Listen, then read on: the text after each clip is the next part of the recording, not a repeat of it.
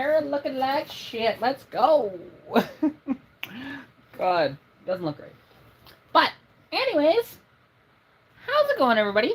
My name is Katarina, and, well, we're going to be talking about some stuff. I should have changed the title of this, but oh well. Not a big deal. So, yes, as you can see, I am live, and, well, I got a package. I've got a package, but where is it from? If you saw some of my updates, or like my teaser stuff, you might know. Hey, Ryan!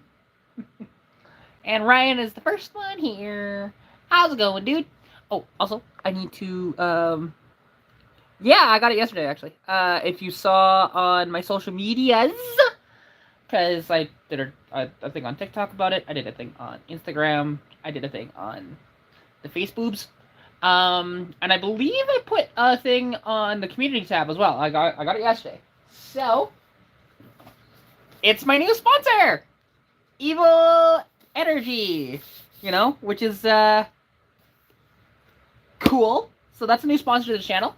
And what they actually sent me is pretty cool, because this, hopefully, I might need to do some modifications to my car to make this work, but yeah, it's gonna be flipped because that's how I have the camera, so it's fine. It's Evil Energy, doesn't matter, doesn't matter.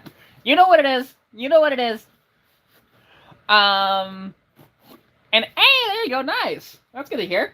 But I got, well, it looks like just some hose, right? But actually, this is, if you can see in there, this is essentially triple braided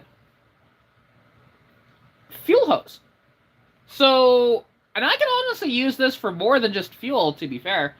And it looks fantastic. It'll be very durable. Like, it's a nylon core with steel braided on the outside, and it's freaking sweet. It also comes with the, you know, the stretcher for the line. So basically what this is for, because I was trying to figure out what is this actually for. So basically all you do with this is, if you need, like, if you need a bigger, you just push that into there, and then it stretches out the end of your line, so you can get it over the, you know, fittings and stuff. Plus, it comes with a bunch... like, a bunch of different fitting styles. You know, you have, like, you know, this sort of style. And it's all AN4 fittings, right? So, got that, you know, got, like, an adapter piece like this. These are actually kind of neat because,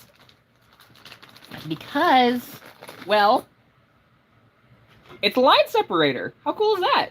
You know, and it comes with a bunch of them. There's, like, 6 of them in there. Plus with the Allen key to actually get that stupid little nut off. So, yay! Right? Like, I'm very excited about this. I just gotta figure out how I'm gonna actually install video. Like, because I'm not allowed to film where I would normally install this anymore. So, it makes it kind of tough, because doing this on a lift would be so much easier to, like I said, film. But hey! And you got another interview for an industrial job on Tuesday? Hey, let's go! Hopefully you get that one. Congratulations!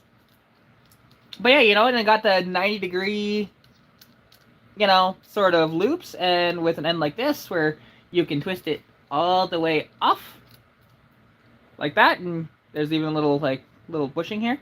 So I'll just leave that together, though, because I don't want that to go missing. Could always just film in a self-service garage. Sir, you have seen my setup outside. I can't put one of those things up. There's not enough room. So there's that, like... It doesn't matter if it's a garage or not. What I'm getting at is actually getting the camera angles to install a damn fuel line underneath a car. That's what I'm getting at. Because I don't have a professional camera. I just have a phone with a tripod. And I'd have to, like, jack it up a decent amount in the air just to get my tripod underneath the vehicle. That's what I'm getting at. If you've seen any of my videos where I've, like, dropped fuel tanks and stuff like that, it's always the most pain in the ass to film those. But yeah, like, there's just a bunch of these little fittings, and it's great. But if people in here are interested, though, that you know, the closest one here is Edmonton, and those cost a lot of money. Like, the thing is, I am not going to spend $100 a day renting out a shop to install this. Not worth it for a video that I'm going to lose a shitload of money on. Just not worth it at all. So, yeah. Now, and also, what makes it absolutely worth it to pick these up. So, hang on. Well, this is gonna go on my car. I got the sticker. It came with a sticker, so it's all worth it. It's all worth it. But if people are interested in getting anything from Evil Energy,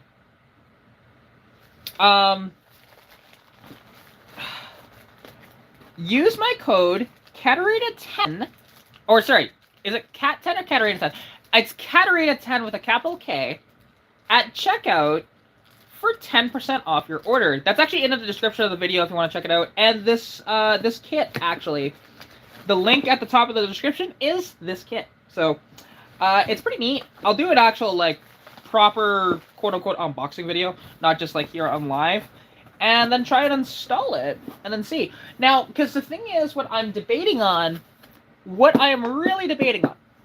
So, do I tap into my fuel tank with this line, which to be fair, I think I actually can, and then not actually like fully install this line. What I mean by that is don't replace the line that I currently have on Stitch, but rather run this kind of parallel to it and have it dumped somewhere in the engine bay, ready for when I do the carb swap to that Holly 500, and that way. Like I said, I don't know what I'm gonna do with that, and I gotta really figure it out.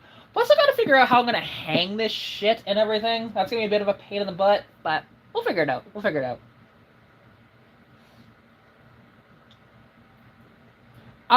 So there are a lot of like performance bits. You know, they've got like oil catch cans, they've got fuel systems, they've got fuel line. I believe they sell headers as well.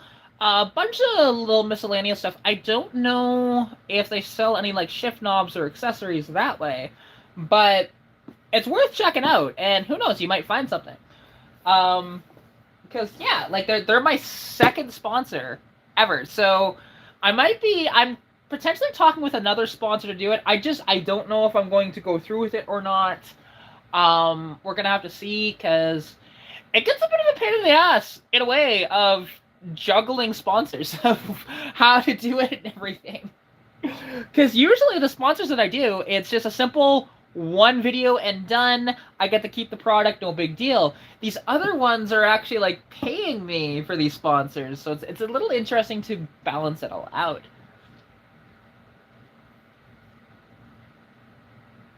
I know, that's fair. Like I said, I don't know like what all their headers are, because they don't have, as an example, they don't sell headers for my inline 6, but that's where my other sponsor comes in, because you know the headers that I got from them. And then also there's a cold air intake, which I need to do a video on for that sponsor as well, but I need to install it on my dad's truck, which he's not here. So, because it came here with like a day before he had to leave, which sucks, because there was a lot of issues with shipping with it, actually. It was supposed to be here before Christmas, and it was well after Christmas that it got here. So, oh yeah, and oil catch cans are great. Like, I have a cheap little oil catch can from Amazon, and I was gonna use it, but then I might just say screw it, and get something that's a little better quality than what I bought. So, like I said, but Evil Energy, you know, because I could get another one off there and then just do like a mini giveaway or something like that for that small little catch can that I've got. And yeah, because admittedly, like, I'm not a big fan of the rubber lines that it has, and I don't like the fittings that it's got. So, you know, it's just one of those like cheapy freaking Amazon ones that I bought, because I heard that it was good, and then I kind of opened it up and went, this is not that great. You're on the fence about installing the pipes down intake on the probe? What, you mean installing the downpipes? Or what do you mean? Oh, okay, I see what you mean. So, yeah, like for a cold air setup. It'll really depend. You might have to notch the hood, maybe. Like I said, depending on how tall it is. Like I would see about, you know, if they're tall enough, but also like a lot of cold air intakes don't actually improve power all that much, but rather they're mostly improving sound more than anything else. Um, so there's that. Like this one, it may or may not actually give my dad's truck more power, but it's kind of like the sound will sound awesome. Oh, you're on another live, but you're here to wish. Hey, well, I appreciate that, Dean. And I haven't done a live here in a while, so I figured I'd go live. Usually I'm live a little later than this, but screw it, you know. But I mean, and Ryan, you might be able to. Again, I don't know those probes worth a damn, so I couldn't tell you for sure. And goes down towards the, so it'd be sucking in most air from the front grill near the bucket lights. Oh yeah, like yeah. Like I said, I just a majority of cold air intakes don't work. But if it's like that, it should theoretically should. Yeah, you just never know. Also here, like, you know, it's one of those things. Like I said, because my dad's truck, I kind of want to do this. Like, contact my sponsors and see, okay, how much can we actually build my dad's truck for basically costing me no money? And just as a good surprise for him, like, I'd love if somebody would just send me a bunch of stuff for his truck. And to make it like a little nicer, make a little bit more power, make it a little bit better on fuel economy, that sort of thing. And just trick it out, you know. And even like as an example, like if somebody wanted to donate like some LED lights or something to make it, you know, so that it's safer to like see and shit like that. But we'll see. Like I said, I haven't contacted the sponsors to talk to them about this plan yet.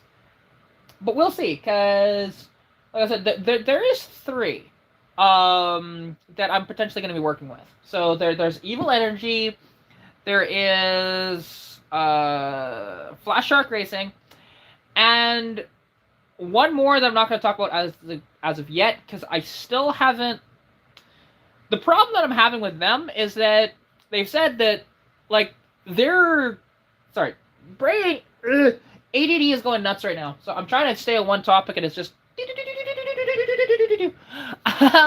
so this sponsor, it's kind of weird because, well, performance is in their name, right?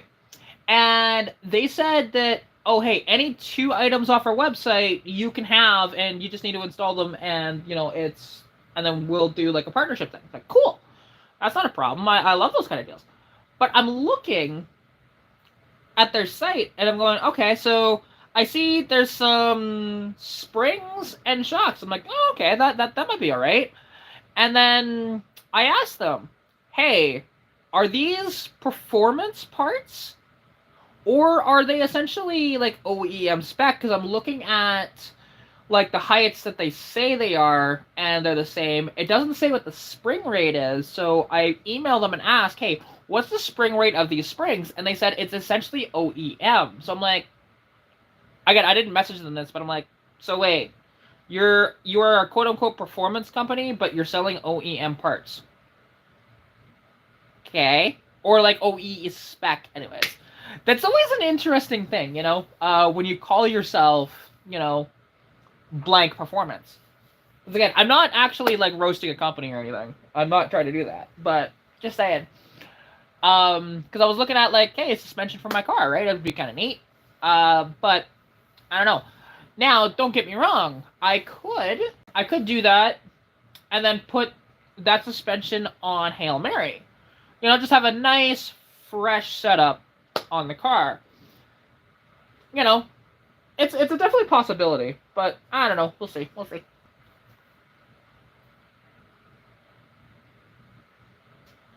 Oh yeah, see, I've never heard the double snorkel setup with the CFI unit ever.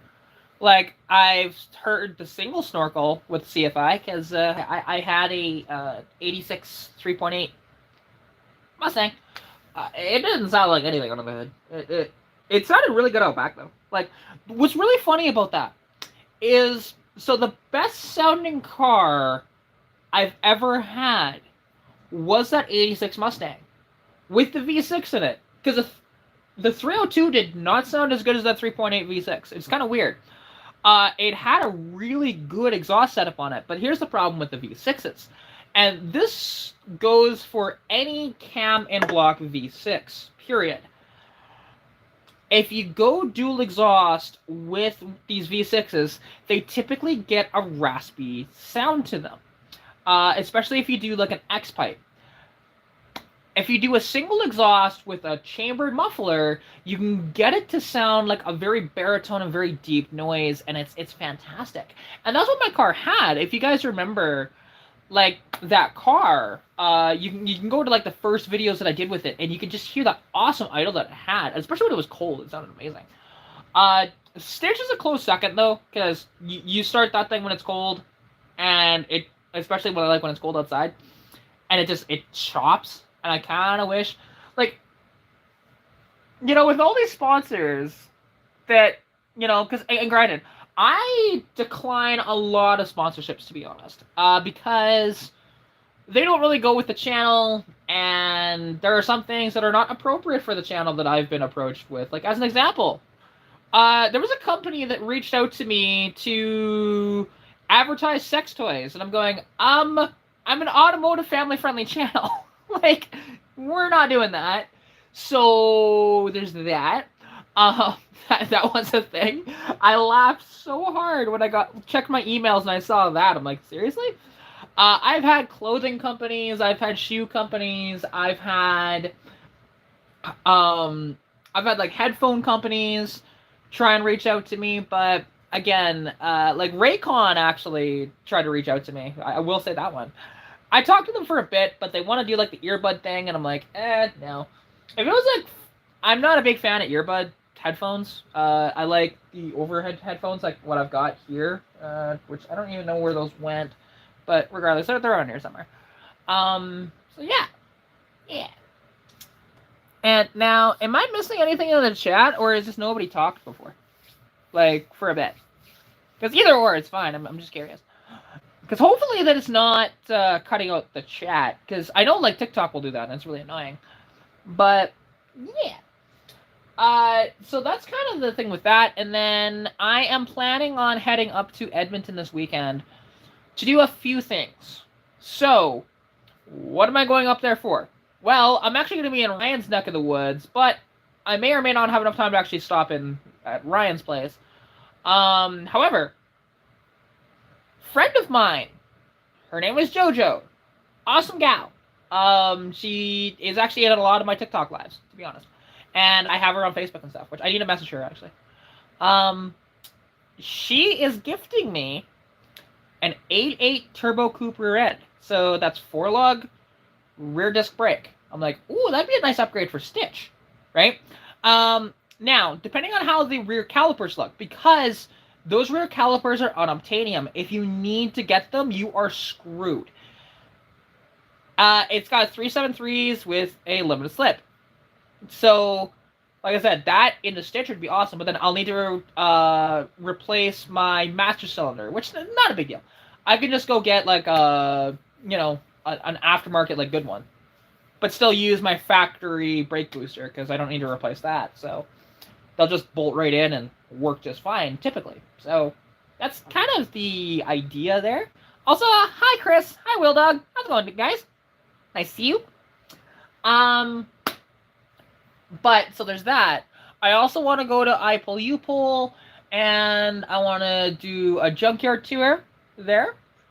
Then, not only that, but maybe we'll see if the weather is nice enough and how much energy I have, because that's always the challenge, going out to iPull U-Pull and pulling a front bumper for my dad's Avalanche as well, because that'd be nice.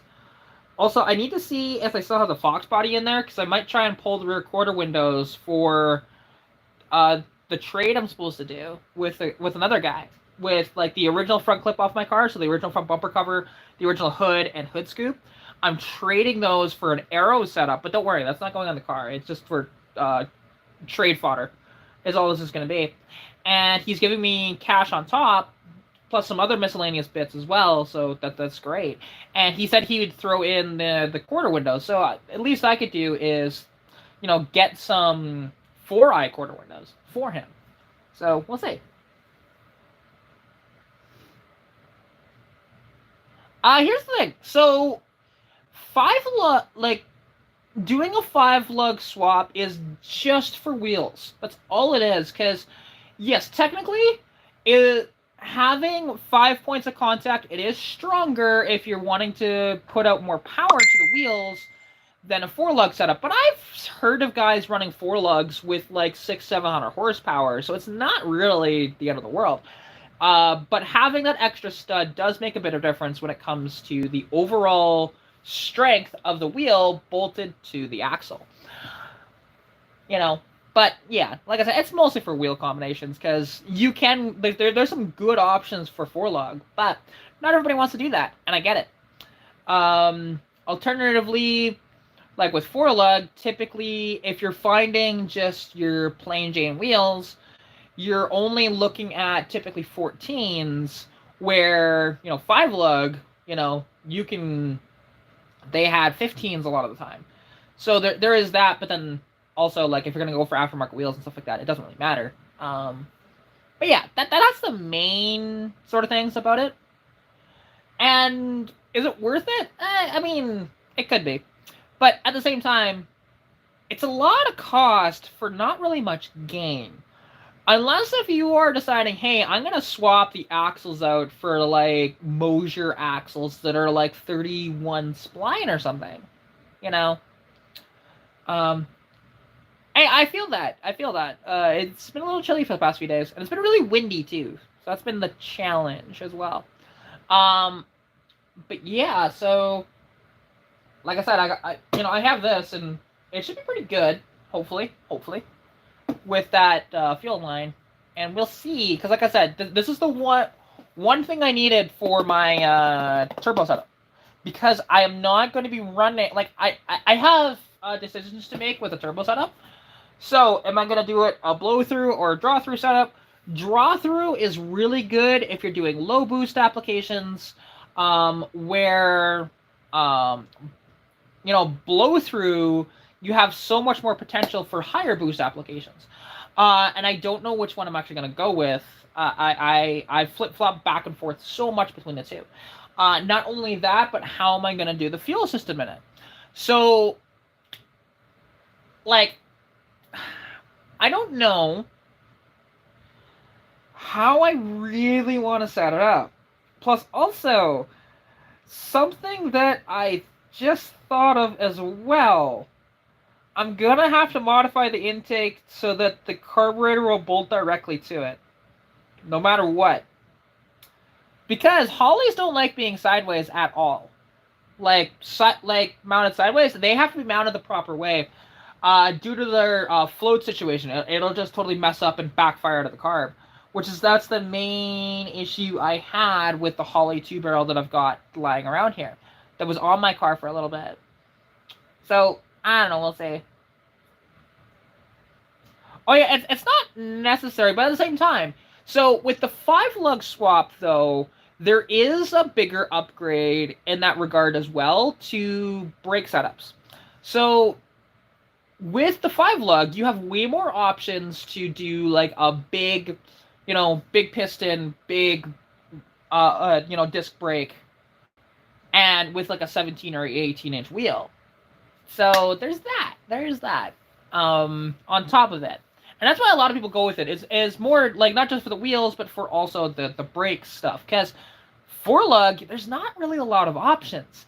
And, because a lot of the 4-lug stuff is designed for 14-inch wheels. So you've only got, 9 or maybe 10-inch discs. As opposed to some of these other cars that, with the aftermarket stuff, that can have, 12, 13, 14-inch discs on it.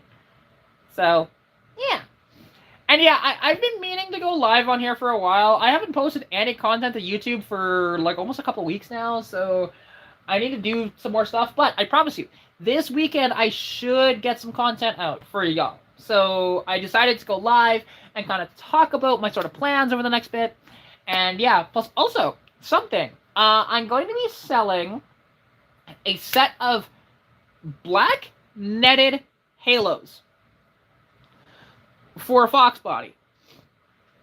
So, if anybody seeing this is interested, feel free to reach out on any of my social medias or my email, and we can maybe figure something out.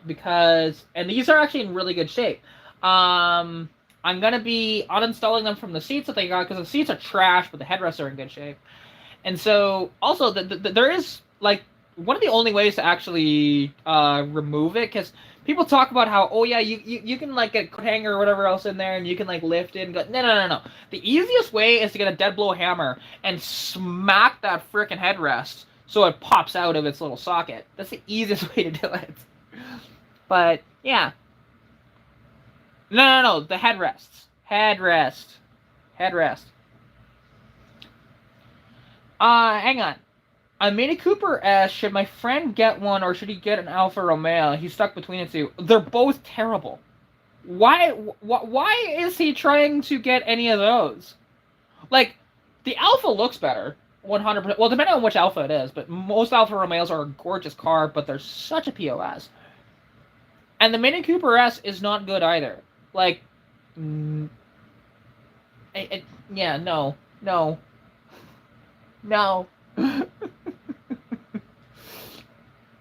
And, ooh, you picked up a 95 Tacoma, Kelly? Nice! That's cool. You're gonna sell the flare side? Oh, that is sad. I get it, because you got that Tacoma. But that's sad. So sad.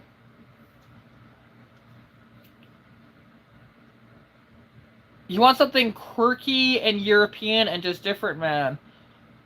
Well, okay, does he want, like, super, super new? Let me ask that.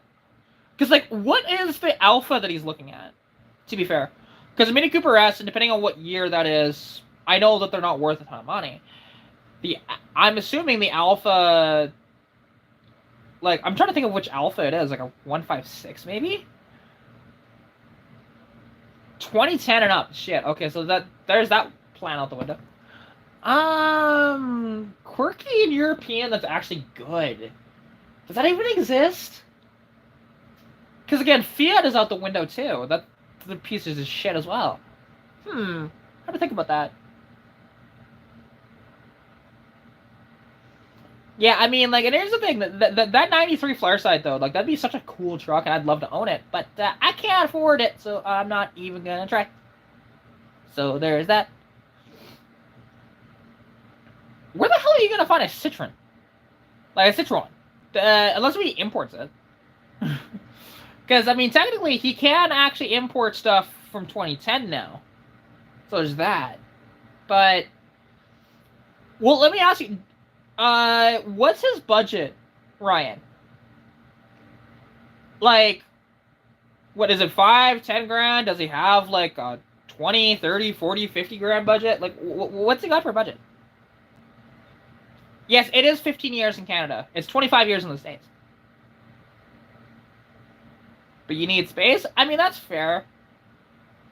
What do you value the, that flare side at? And also, I was gonna say, and Kelly, you're like in, if I remember correctly, no. That's not you. Because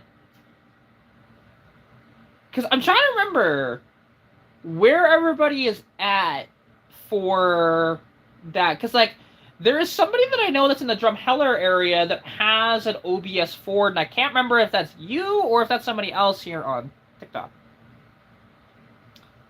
Yeah, BMW Isetta is quite quirky. The thing is, he wants something that is newer, though. Not something old, so... And Isetta's out the window. And especially, like, the driving experience in an Isetta is terrible. Like, I wouldn't actually advise anybody actually buy one of those. From what I've heard. So there's that. They're way older than 2010. I mean, they made the Isetta in the 50s. Like... Because that's why, like...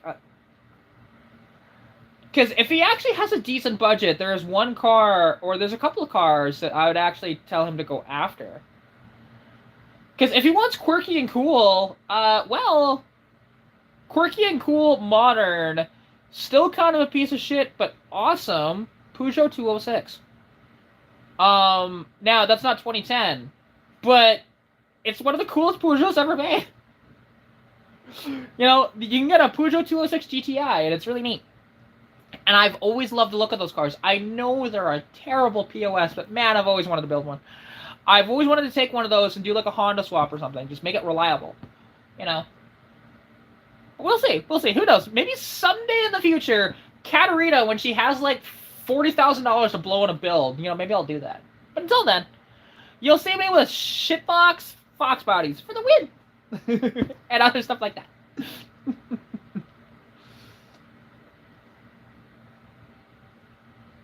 Okay, you're in Calgary. Fair enough. Yeah, it's a different one than I was thinking. Because, yeah. No, I don't get it. Like, I can't afford it. I was just curious. A Giulietta or a Cooper S? I mean, I know which one looks better, which is the Giulietta, because they're actually a gorgeous car. But they're awful. Like... I don't know. I mean, apparently the driving experience on those Alphas are actually fantastic. When they run. It's when they run.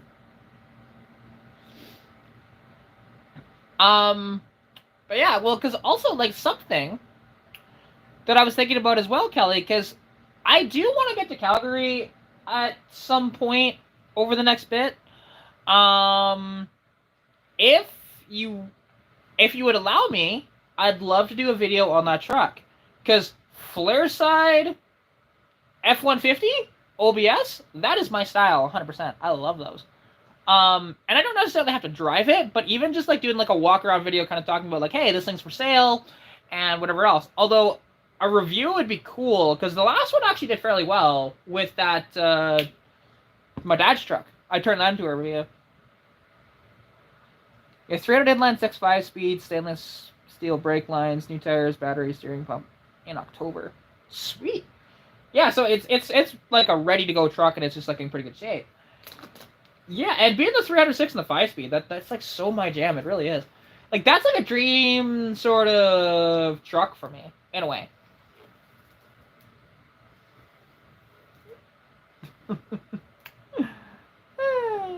See, now, I do wonder if Ryan is at live in the chat or not, because he is replying to stuff that happened about 5 minutes ago.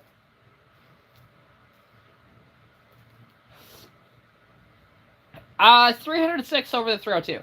Reason being, I like the longevity of the 6. Now, I would have to swap out those timing gears, though, because they have the nylon gears and they're fucking terrible. But beyond that, the 306 all the way. I love, you know, how reliable they are, the fuel economy that they can get, and the torque that they make. Like, yes, the 302 is an awesome engine. Don't get me wrong. It's great. But fuel economy is garbage in a 302 in a truck. It always has been. It always will be. There's nothing you can do about that. They make a decent amount of power, sure, but And the 306 you can make sound fantastic, too. Not all of them. The nylon gears started in, like, the 80s, but it's no different than the nylon freaking gears that they had with the timing chains in the 302s, 351s, 460s, you name it. They all had it, so...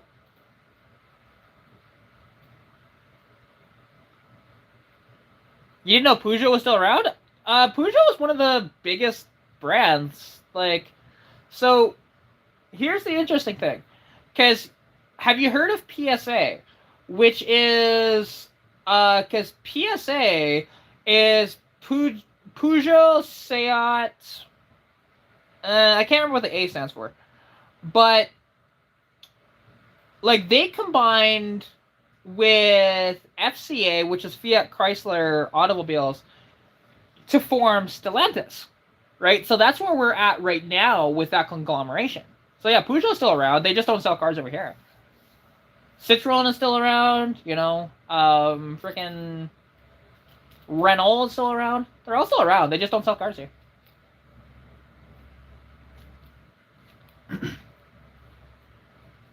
Oh, cool.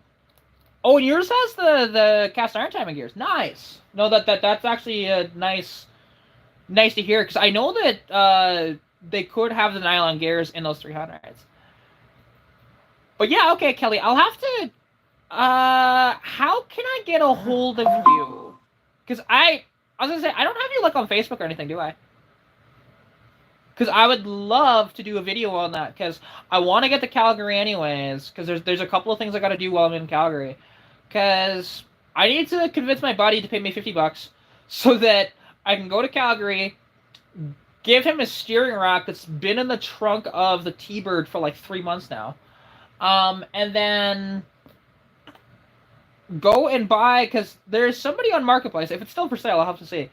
On Marketplace, there is a guy that has a gimbal for sale. It's a DJI Osmo 1, which would be a nice little thing. It's only $50. They're like normally $200 new. So grab that while in there, and then yeah, and maybe do a video on your truck, because that'd be fucking awesome.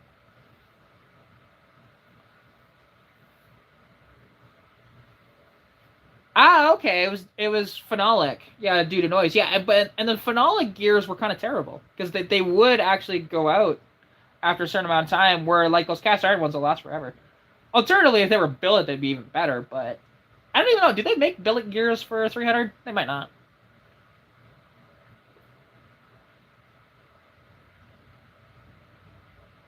I mean, fair enough, right? Again, I don't know the Juliettas that well.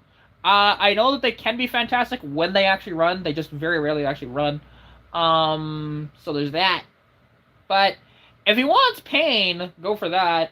If he wants slightly better reliability, go with the BMW diesel or BMW fucking, Cooper S. Because that's what it is. Like, even though it says Mini Cooper on it, it's BMW. It's all BMW. That's why it's trash.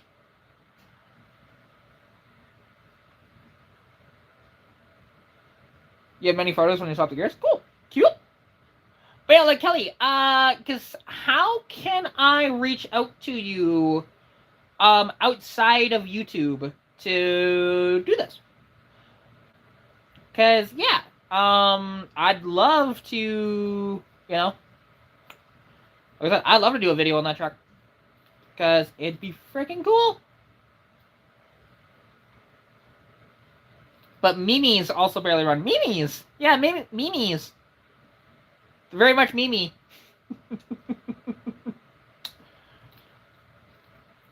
Well, so yeah, and like I said, tomorrow, like I gotta contact JoJo and see with her, if I can pick up that turbo coupe rear end tomorrow. Because then, like I said, I'll have to inspect the brake calipers to see if they're any good. Because if it is good enough, then I could just throw it in stitch. It's not going to be this weekend, though. That rear end will probably sit languishing for a while.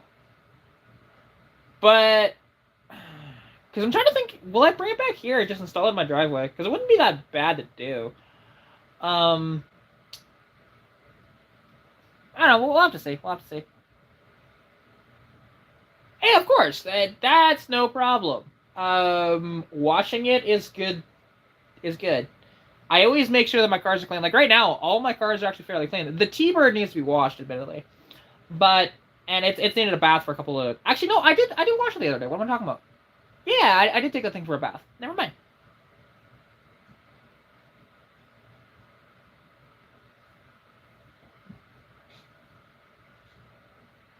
Well, yeah, yeah, the Ford owning Jag was terrible.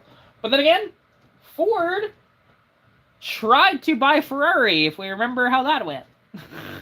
So there's that. It would have been an interesting proposition for Ford owning Ferrari, but we would never have gotten the GT40, we'd never have gotten the Porsche 917 from that either. So if that never happened. What is Jag? It's a Jag.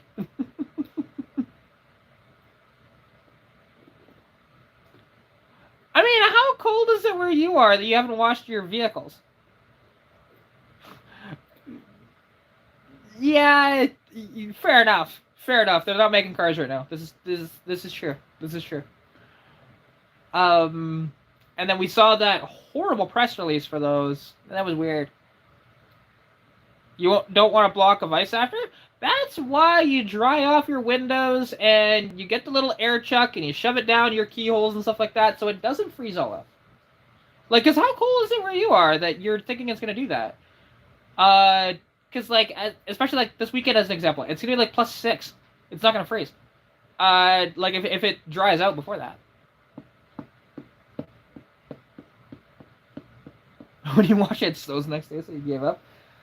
See, I don't have that problem. And even if it snows the next day, so what? It's not, like, the thing is, you still want to get rid of all the grime and whatever else, the salt, etc., that's out there, because, like, as an example, you see my cars. That's how my cars are not really that rusty. It's because I keep them clean, very clean, at least as clean as I can on the outside.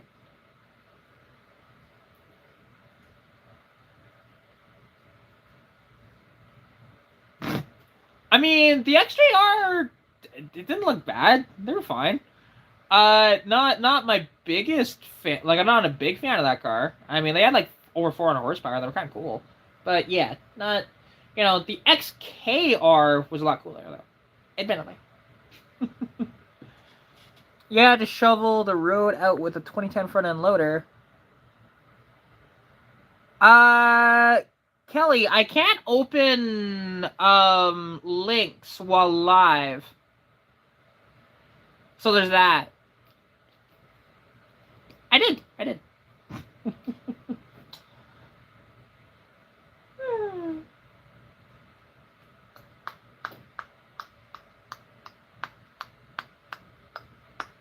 But and you know what? And actually, it's interesting with this fuel line that I got sent by Evil Energy.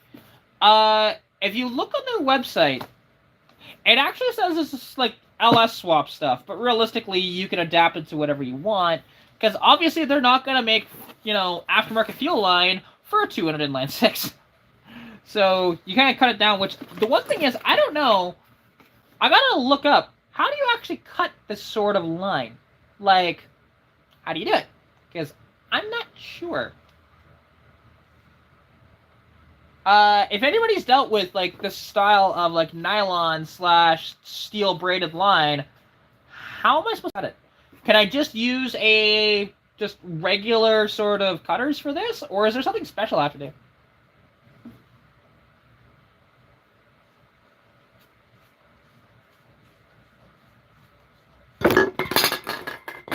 Ah, and that can just fell over. I'll just pick that back up. There you go.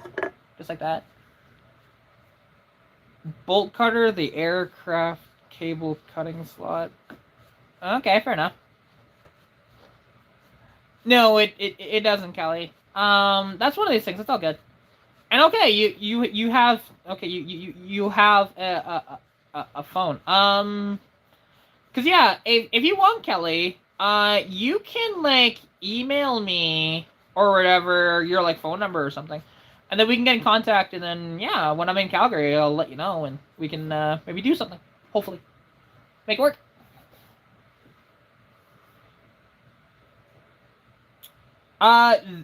This is fuel line, but it is steel braided and nylon core.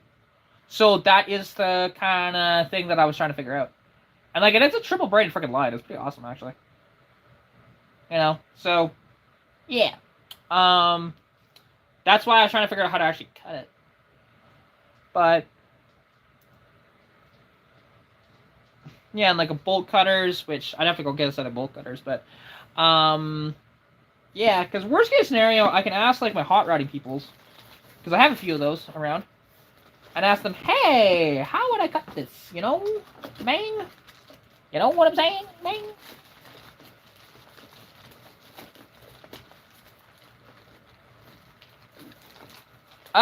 Not my jam. So, I don't need those.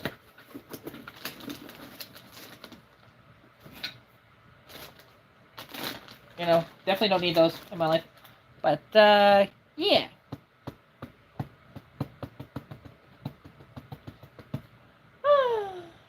That'd just be nice, because as well, I'll get to check out, like, JoJo's car collection, because she's got a couple of Mustangs and stuff.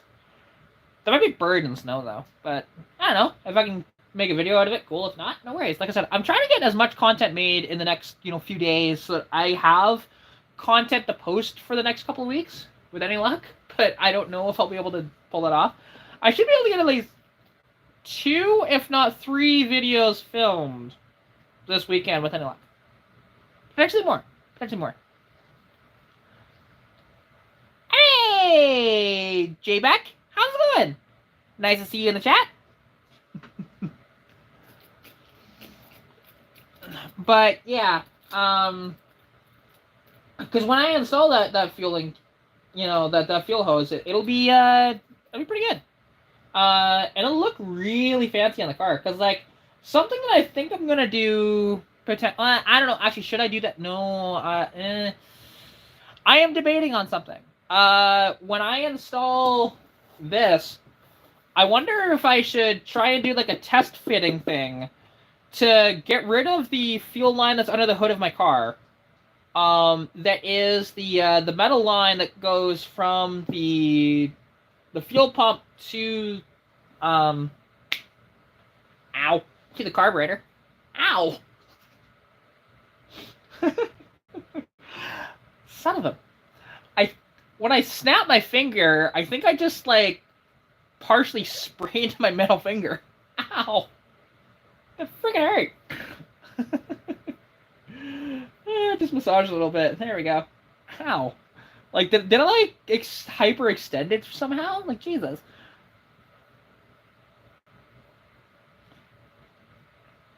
Your brother got a 2024 F-150 because the transmission in his 2011 Silverado 1500 went. I mean, they're actually decent trucks. Although, didn't they just get... No. Did they get recalled? I can't remember. There may have been, like, a big recall, I thought, on those trucks. But I could be wrong.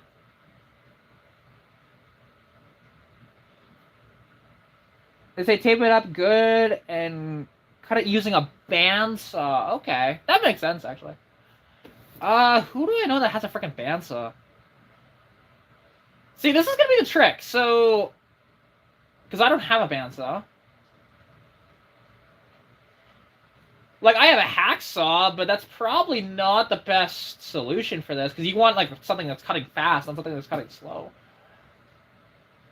I'll have to figure it out. I'll have to figure out somebody who has a bandsaw that I can borrow. And I have to make sure to measure it and mark it off, and then go to their place and cut it. And then install it.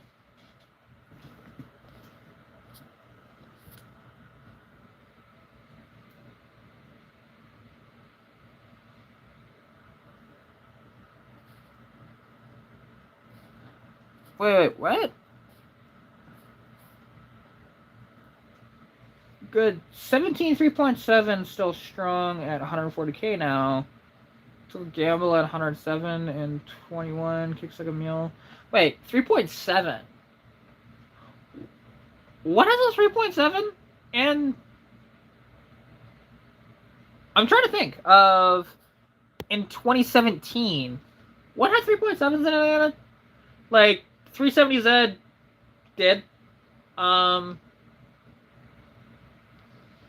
so did the Infinity G37. Could try a grinder? Grinder might work, actually. Yeah, I didn't think about that. I'd have to swap out my grinding disc for my cutting disc on my grinder, but that's not a problem. Oh, 2017 Mustang. I got you. Okay, cool. I always forget about the 3.7 Cyclone V6. Always forget about those motors.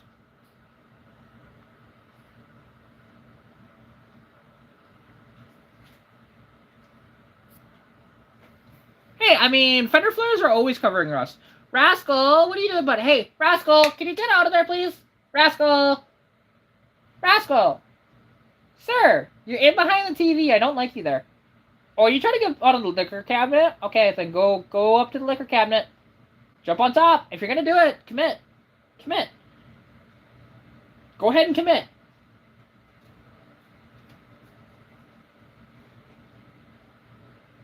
Go on, you can do it. I believe in you. There you go. Congratulations, you're up in the liquor cabinet. What now?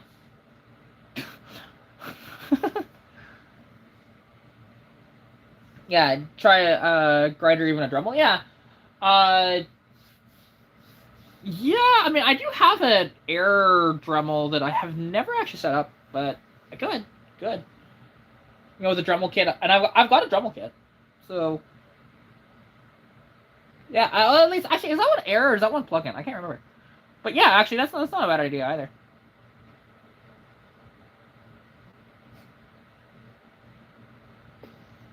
So wait a minute. You said he shouldn't have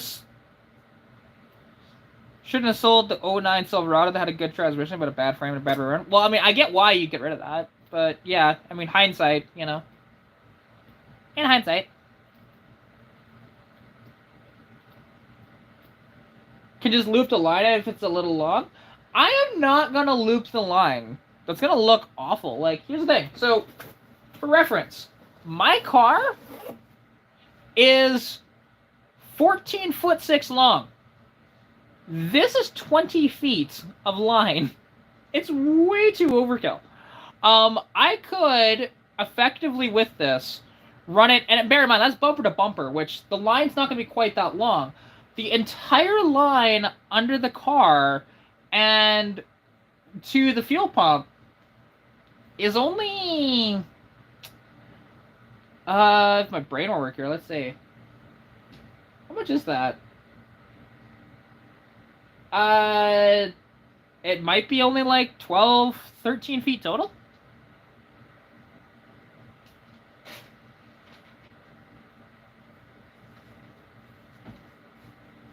Because of phenolic gear on the 300 camshaft. Used up a few discs. I get that. Absolutely. It definitely would. And because that stuff's thick. Like, at least this isn't too bad. Like, should be able to cut through this just fine. And it's nice because it actually does come with the flaring tool, too. Like, you know, it's got this little thing. You know, because all this is for is just for flaring. And you can flare it to, you know, like, to that size or to this flared end here. So, and you just shove it in the hole there, and then you get it to the size you want. So, because this is a, like, it's a, 6AN line. So,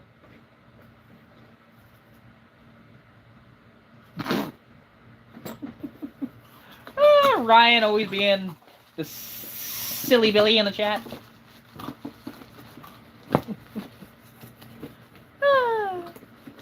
I wouldn't put it past a Simpsons fan to be silly like that. Can I run it back and forth in the frame a bit? I mean, I could. Again, I do want to cut it, so there's that. And like, I'll have to see where I want to mount it, because I'm debating if I should run this alongside where the stock fuel line would run, or do I want to run it entirely different? I don't know yet. We'll have to see. We'll have to see.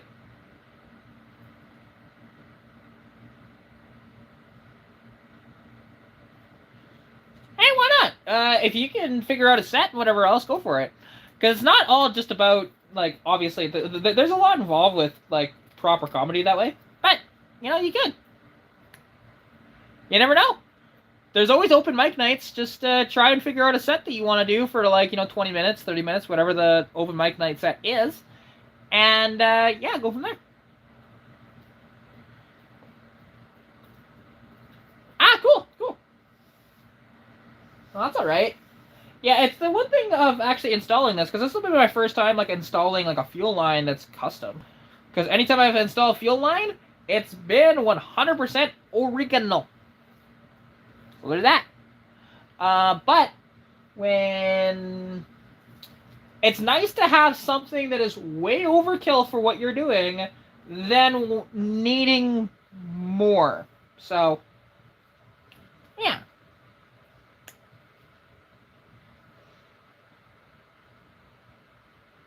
Is it the same inner diameter as a stock line? No, it's not. This is way bigger. Because the stock fuel line is like, I want to say 3/8 thick, but 6AN is pretty big. So I'll have to use like adapters and stuff like that to make it work. It's not a big deal. It's not a big deal. Why pop some bubble wrap? Well, you may or may not get booed off stage doing that, but you never know.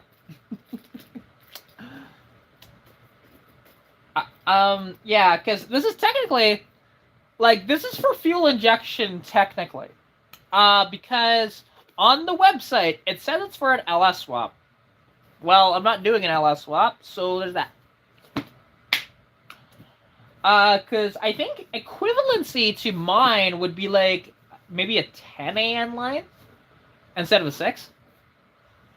Because that's the one thing. If I remember correctly, I can't remember. Actually, how does it work with AN fittings? I'm trying to remember. Is AN, like, the smaller you go, the bigger it is? Or the bigger you go, the bigger it is? I can't remember.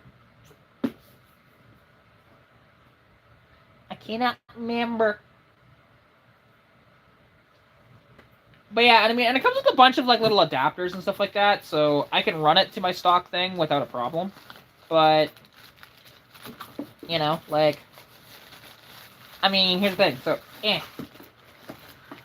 I have, and one of these I would expect would work in my application, maybe, and if not, well, I'll figure it out.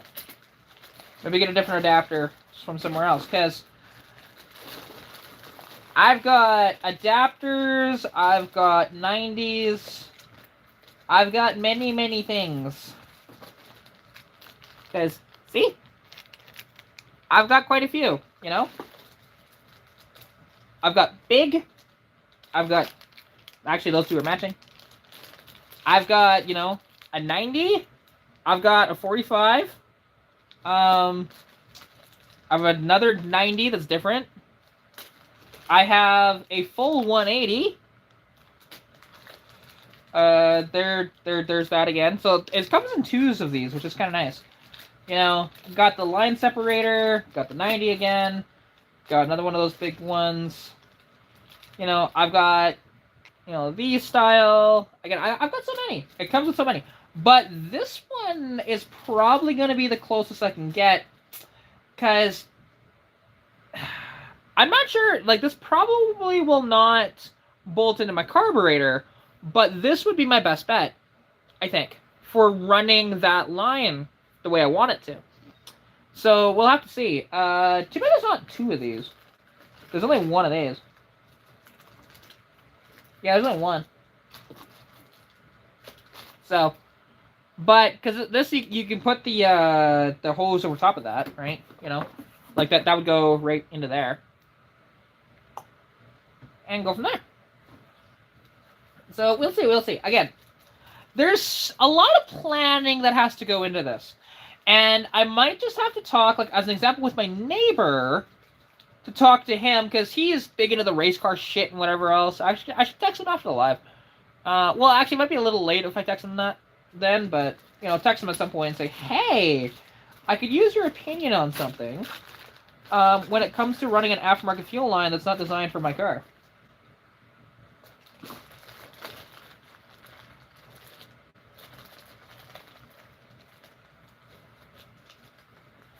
Oh, no.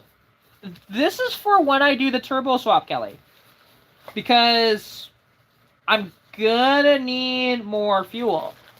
Because it doesn't matter how big your line is, technically.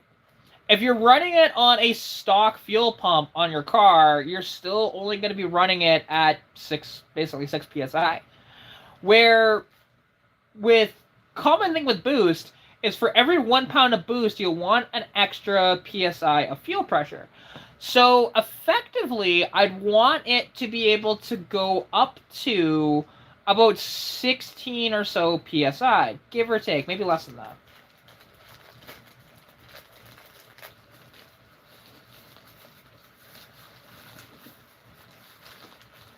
So, that's kind of where it's at, because, like, that's why I said yes to the sponsorship and them setting this specific part, because otherwise I would have looked at their website and said, no, I don't want that. I will take this as an example. So, yeah. This just saves me, I mean, this is a big headache, don't get me wrong, but it saves me a lot more time and energy to get this as opposed to like getting something that is more suitable for my thing. Because like also, like this is way overkill, but I'd rather do overkill than having to want something more, right? And like having to upgrade, because that's one thing. Like with all the upgrades I've done to my car, it's all been in an effort to make it, you know, stronger, right? So, like the 8.8 rear end as an example, I didn't have to go with an 8.8. I could have found a 7.5 and threw it in the car, but finding a 7.5 was proving to be difficult, and I just found an 8.8. I'm like, well, that's a nice upgrade. I'll throw that in the car, right? The T5. T5 might not actually be stronger than a C4, but compared to a 6-cylinder C4, it probably is. You know, and even like the subframe connectors. Again, I didn't have to do that. I just wanted to.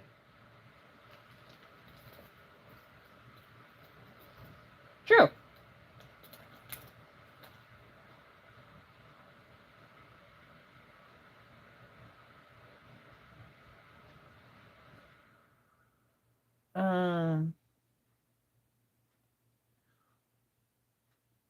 Oh, exactly. Like that's why if the line is bigger, at the very least, it can get the pressure that it needs to. Worst case scenario, because like OEM lines are not quite as good for that, right? So especially like as an example, if I tried to push that boost, through like so, if I tried to push that extra fuel through my stock fuel line, oh, I'd burst the line so fast, right? Because like as well, like something that I thought about is because I've got that Holley 500 CFM carb, right? That's gonna be what I put on the car. It's just I'll have to figure out how I'm gonna actually do it. But we'll have to see. I might have to get something custom made for it so that the carburetor's not mounted sideways. It's mounted the correct way around. It'd be like an adapter on top of an adapter. Like I said, is it gonna be the most efficient setup? Oh God, no. God, no. But I don't know. We'll have to see. We'll have to see. So, like I said, I gotta figure this out. Anytime I will. Like I said, this is not gonna be like installing this shouldn't take too long, but actually installing the turbo will take quite a while. I still need to get the manifold made. I still need to figure out, okay, what kind of fuel pump do I want to run on it? Like, do I want to get like a cheap fuel pump, which probably not. I'm likely not going to do an in-tank fuel pump. I prefer to have it an inline fuel pump, just way easier to, you know, instead of dropping a tank and shit like that. I mean, I'll still have to drop the tank, of course, but we'll have to see. We'll have to see. You got a 440 and everything? Yeah, see, absolutely. You know, and when your fuel system like is like when your engine is demanding more fuel, like I said, the stock lines are just no good. Like this is overkill, 100%, way overkill. But we'll see.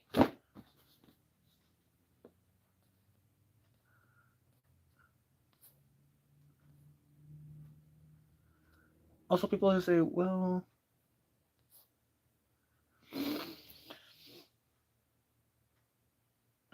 oh yeah, like that's the one thing with my setup. It is very it's very unique of what I'm doing. Now, have other people turboed these inline sixes? Yes. Have they also thrown like done similar mods to what I've done to this inline six? Yes. To my knowledge, I am the only one, because like I said, there's nothing else documented that I can find. And I tried to find it to see if anybody else has done it. To my knowledge, nobody has. Is doing everything that I'm doing in an inline six Fox body. Because I know somebody that has a Granada, which technically is a Fox body, yes, that has a 200 inline six, but it's an early 200 inline six, and he does have a twin turbo setup on it. I've actually seen it run. It's kind of interesting. His name is Chris. It's a neat little build. But he is running it with a 4-speed manual that is from the 60s, as opposed to me running a T5. So he doesn't have overdrive, right? He's got a 4-speed from 65. And he's got a weird block in that thing too. So like that thing's pretty unique with what he's doing. Like I could mirror some of his stuff, but I'll be using a much bigger turbo as well, which I'm gonna have a bunch of lag with that turbo, but we'll see. Again, I may or may not like the turbo. I might just end up ditching the whole turbo concept to this car and just running an NA for a while and getting a supercharger later. And that might be the end goal. I don't know. We'll see. But what will be nice is that with this fuel line in place, I won't have to worry about, trying to do all that again. I might have to modify it ever so slightly, but that's why you always make sure that it's just a little bit long for your application. So, hey, Ford guy. How's it going, dude? Nice to see you in the chat.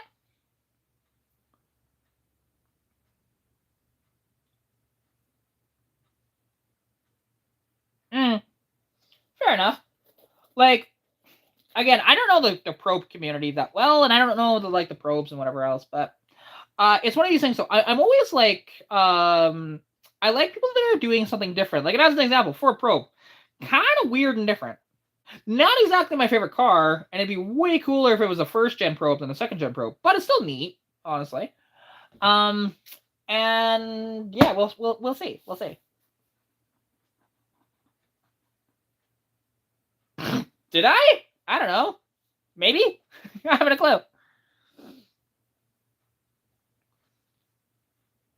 Oh yeah, cool. 1990 Arctic Cat, sweet. That'd be fun. Snowmobiles are fun. It has carb issues. They probably need to be cleaned out. Which, if you don't want to take the entire carb apart, something that you could potentially do,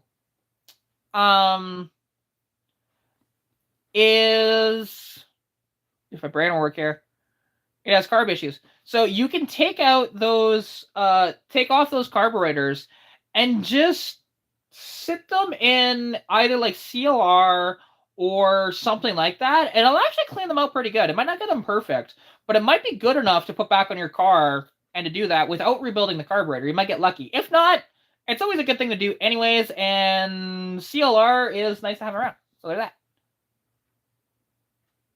Already did, so things are not. Oh, okay. Fair enough. Fair enough. Hang on.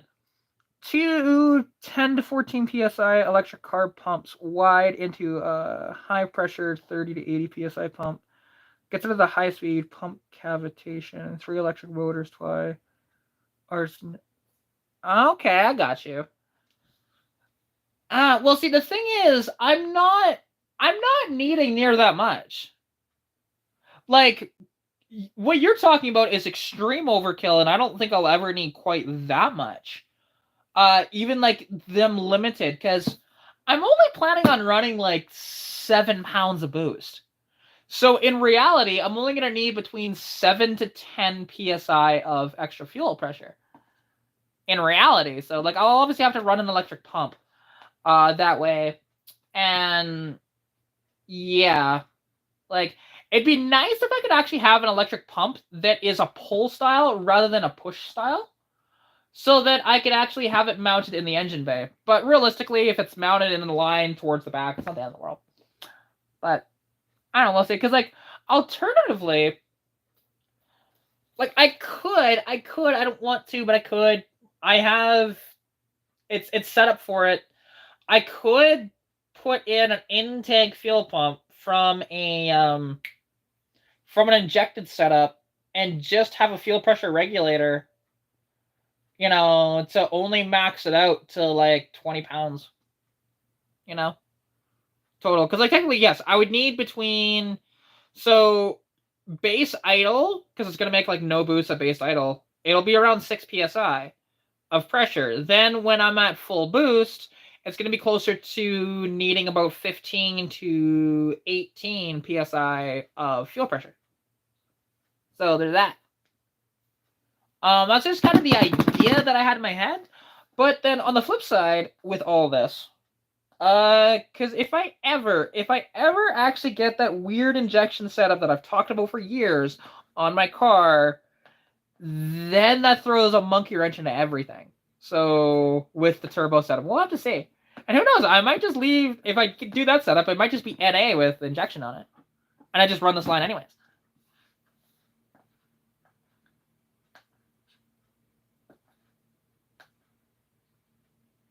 They don't pull fuel without a pusher feeding them. Ah, okay. Fair enough. Because I know, like, yeah, like I've seen some people run the pullers without a problem at times, but it depends on the fuel pump too. And a lot of them they can have issues that way too. I don't know. Like I said, I'll have to do a lot more research into this and figure it out. Because, I mean, Arden obviously seems very knowledgeable in this shit, which is great. Yeah, I'll just have to see what exactly I want to do. 100%.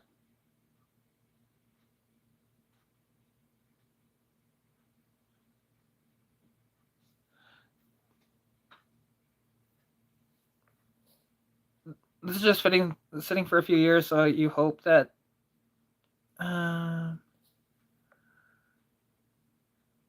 it's good to... Let's see, as my plugs are very wet. Okay, as the plugs are wet, that probably indicates that you are overfueling it. That way. So you might, like I said, I would rebuild those carburetors, and then if not, then look into replacing the carbs altogether, because you might have to. Some carburetors can't be rebuilt, so sometimes. It depends on how much like ethanol has been in their system to eat them away. Ryan, fingers crossed for you, Ryan. Fingers crossed. That'd be nice. Right? That'd be nice. And then what's cool is that, like, because my fuel tank that I've got in my car, it's actually for an EFI setup. So theoretically, I could, like I said, get an in-tank fuel pump and just be done with it. And just have that as like a pusher, with like a puller maybe underneath the hood. That way, I just don't want to fucking drop the tank, but I have to drop the tank anyways to install this line. So there's that. So either or. But yeah, we'll have to see. We'll have to see.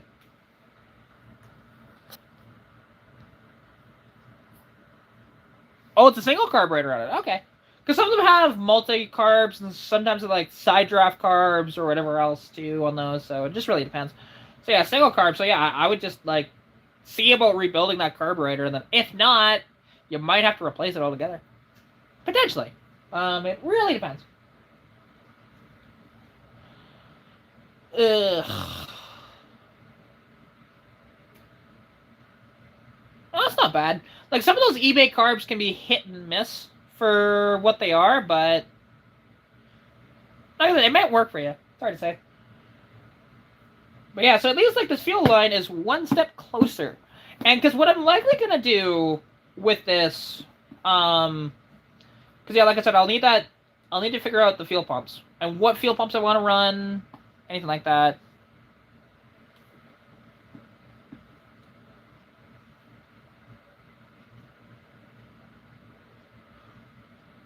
$140 GPH lift pump to feed, and that's 350 horsepower. Okay. All right, I'll have to keep that in mind.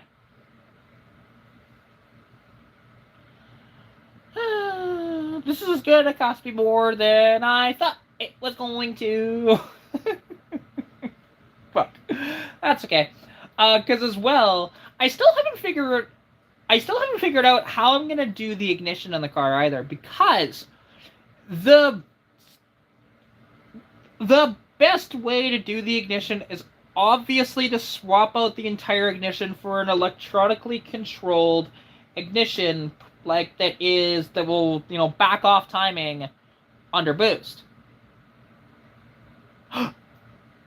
Or like my plan that I had, which is not the best idea in the world. Like I said, I'm trying to do this as cheap as possible and show that theoretically you could do this without a giant budget. Like, you're still going to spend close to $1,000 on this entire setup anyways. But,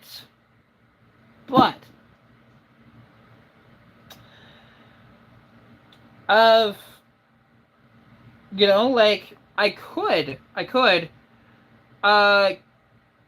keep my initial timing where it's at, which is, I think, like a 12 or 15.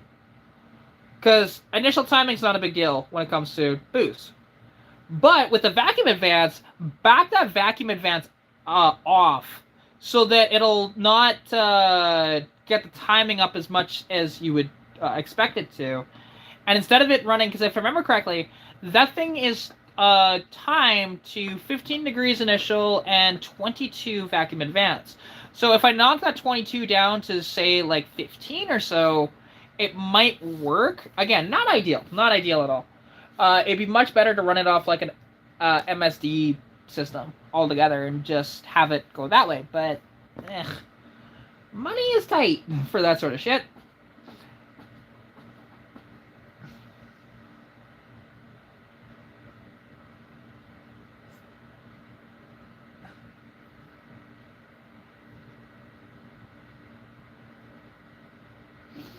Wait, what? Ugh. Yeah.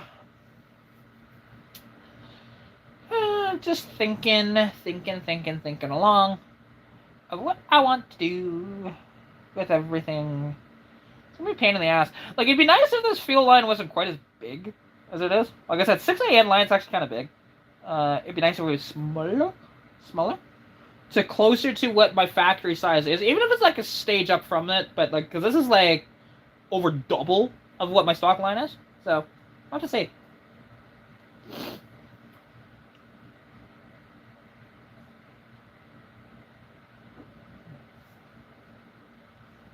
Well, and also, Ford guy, here's a question for you.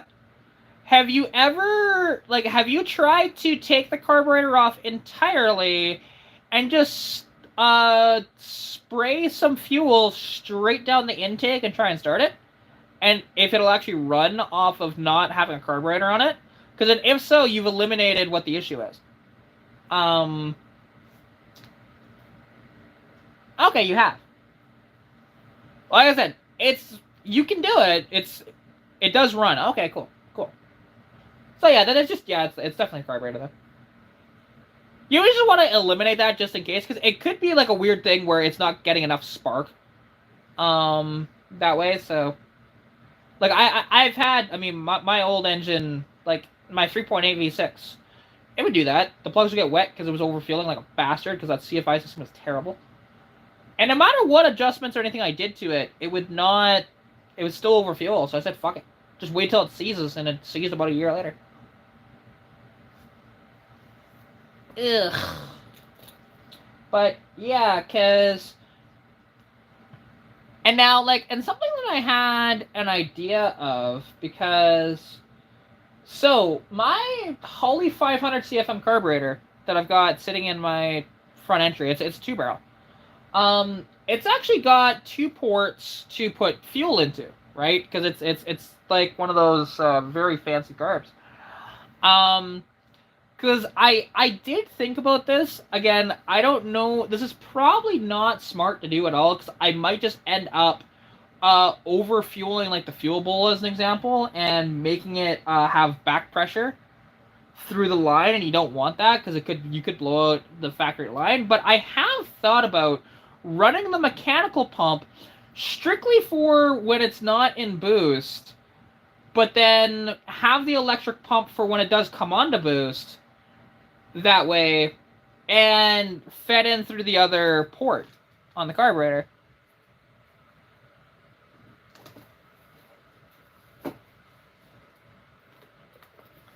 Just hang on a minute. I'll grab that. I'll grab that carburetor and kind of show you kind of my idea with it.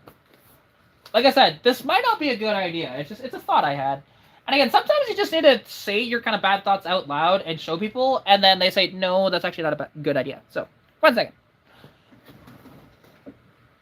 Ugh.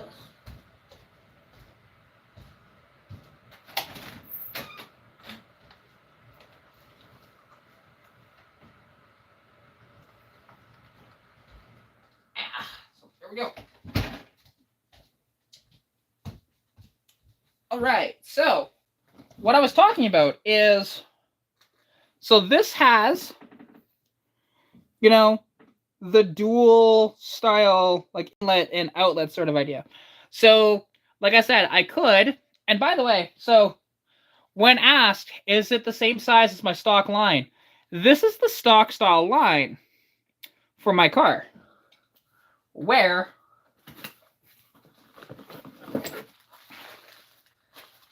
that is the new style line, so it's definitely a decent bit bigger. Oh, it's actually it's about the same size. Really? Huh. I thought this line was a lot bigger. It just looks it, but I guess not. Interesting. Interesting. Okay. Huh. So I might be able to just run this all together that way. Okay. Interesting. Interesting. But yeah, because like I said, my idea was to run. So like I said, the carburetor with the stock line for when it's not under boost, but then when it does have boost, have, you know, this line into here, feeding all the way back to the tank with the electric pumps and stuff, and feeding the extra fuel that way. But like I said, that might be a bad idea just because it could feed actually too much fuel in from both sides, or it could actually have back pressure, and the fuel could try and go back, and it would fight the mechanical fuel pump and blow out either the line or the fuel pump itself. So yeah, like I said, it might not be the best idea, but you never know. And it's my pretty 500 CFM Holly. And I do need to make sure though, like I said, I'll need to get another, like I'll need to get a different, like I'd have to get my adapter plate modified, or just get a new plate made entirely so that the carburetor isn't mounted sideways on my engine either. Because technically right now, so if I was to run this on my car, like bolt it exactly how I have my setup, so the carburetor would actually sit like this, right? Completely sideways. And yeah, Hollies don't like that.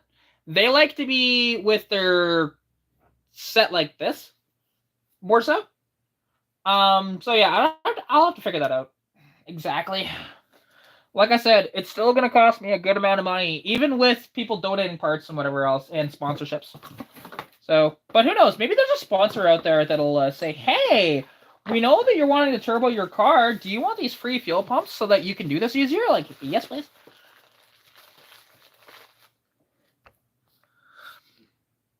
I think some blow-through cars make boost based on the accelerator diaphragm volume, so they have to be stepped up on again to refill and spray more.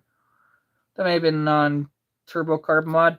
Fair enough. Yeah, actually, ooh, I could talk to him about that. I didn't even think about that. Yeah, because I do have a carburetor guy. Like, I got a couple of carburetor people, but the one I have in particular might be better to talk to me about this with the carburetor, with the Holly, because he's, like, extremely knowledgeable when it comes to that on my Facebook. So I'll see about that. Because he hasn't been on my lap. So there's that.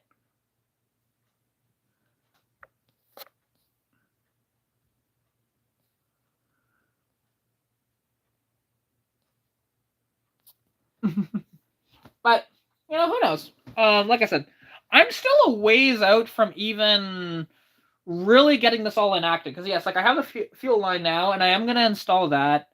And I think I might... Because here's the thing. I've got 20 feet of fuel line here. So what I am thinking is cutting my stock line under the hood anyways, just for where it goes into the mechanical pump, like the outlet of the mechanical pump, and then into the carburetor that way, and just run this line instead of running the rubber anywhere all the way up to the carburetor. It's the idea anyways, but we'll see. We'll see.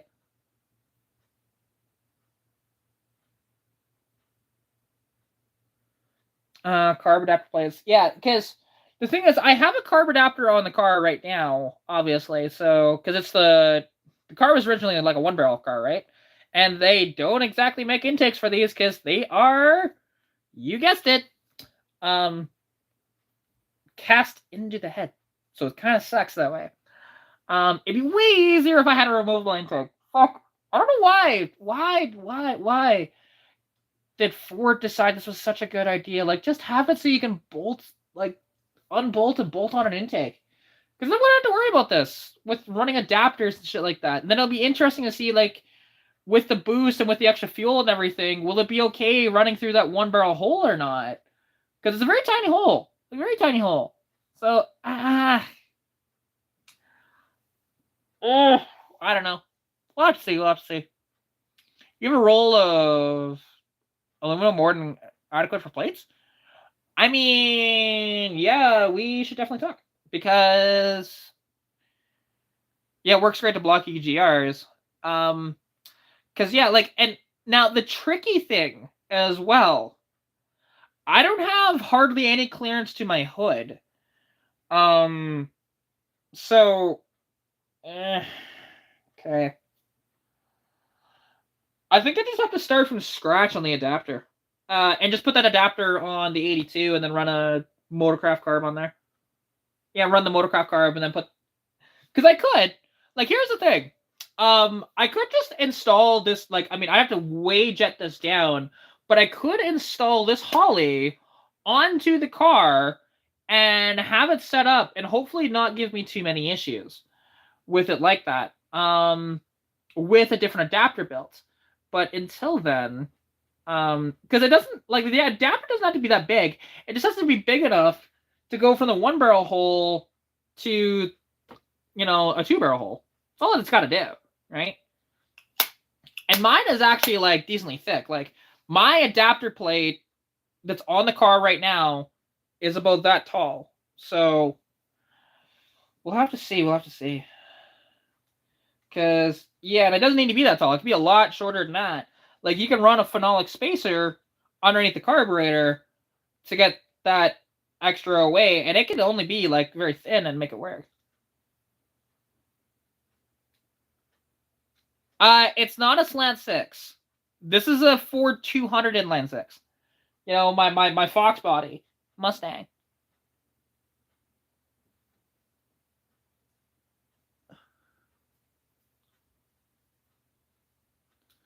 Just like his 88 GT at his house is rotting in the grass. That's sad. Anybody that lets shit like that, it's just sad to me. Need to be revived, damn it. But yeah, like, and here's the thing. So, with the exhaust manifold, like, my buddy is going to make me one from scratch. Because he looked at my idea with trying to salvage, like, a stock, like, one of the headers that I had from Flash Shark Racing, and he's like, I'd honestly rather just start from scratch. So, fair enough. If that's how he wants to do it, that's how he wants to do it. And he's not really going to charge me a ton either. He just needs time, which he doesn't have that much time because he's always working on his own projects, which I get. I get it.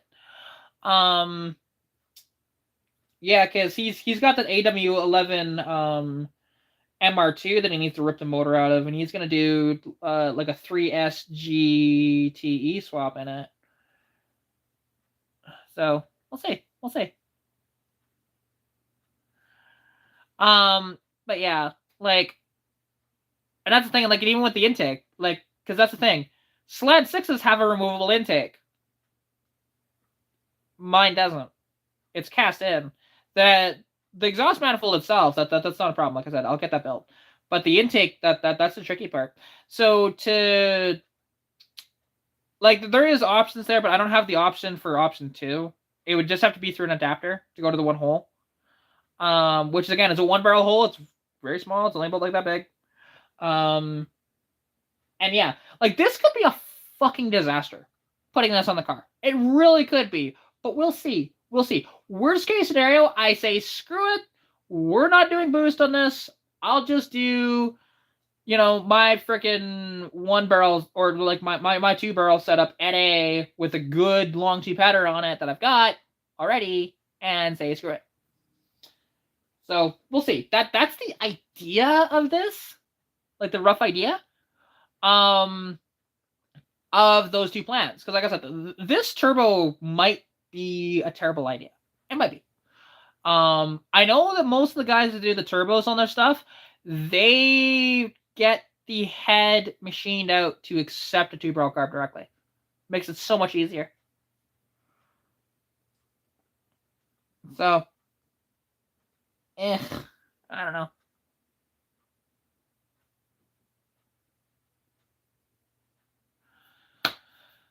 We'll have to see. We'll have to see. But yeah, and it's nice that I actually have this carburetor. I mean, this carburetor needs to be gone through and like cleaned pretty good, and then rebuilt. So, but it's not hard to rebuild these carbs. Like I've done it before. I just haven't rebuilt the 500 CFM carb though.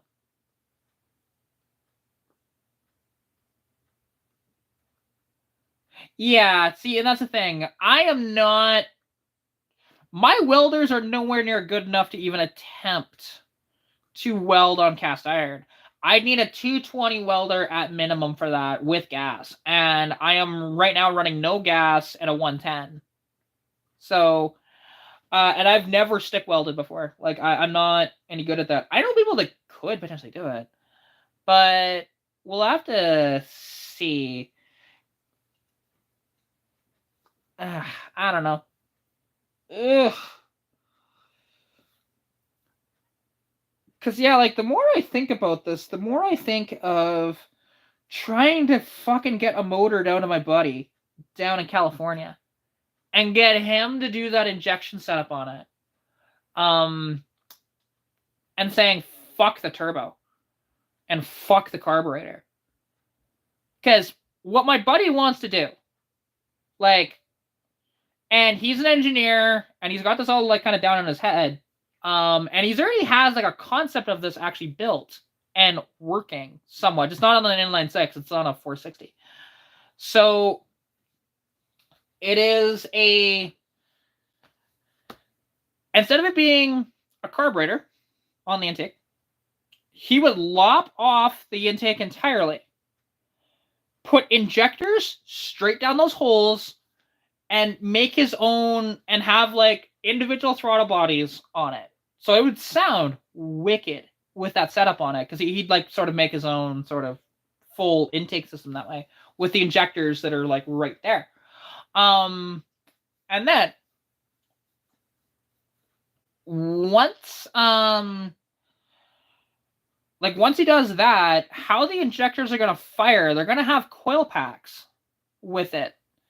And then with the coil packs, those are going to actually be fired off of a DIS injection system, which basically it just uses similar, like, it uses magnets within the distributor cap itself to spin around, and it sends signal to the coil pack, which sends signal to, the injectors to fire and all that stuff. It's going to be a very interesting setup, if I can ever get a fucking motor down to him. Because he's down in California, which is the problem. He's out in Big Bear. So, we shall see. We shall see. Okay, cool, Arden. I mean, that's the one thing. Like, if I knew somebody was actually confident enough and that their welding skill was actually very good and their fabrication skills were very good to modify my intake to accept the 2-barrel directly, that'd be fucking cool. But I don't know. Because a lot of the people that I talk to, like, they can weld, but they're usually not confident with it when it comes to, like, especially welding cast iron. Because that would make it honestly better. And like I said, I just bolt this carburetor directly onto the intake, and then figure out turbo setup later. So we'd have to see. We'd have to see. Like, I don't know. Like, that's the one thing though, because would you be confident enough to actually do that on this intake? Because I need somebody that is very proficient with welding on cast iron to do that. Otherwise, it's not even worth talking about it as much, because if you fuck it up, that is a big issue, because those heads are kind of hard to find. I can get another one, but it's really annoying. And I can't have the car down for too terribly long. Like, yes, I do have the other car. So theoretically, like, Stitch could be down for a while, but it's always nice to have 2 cars just in case of anything.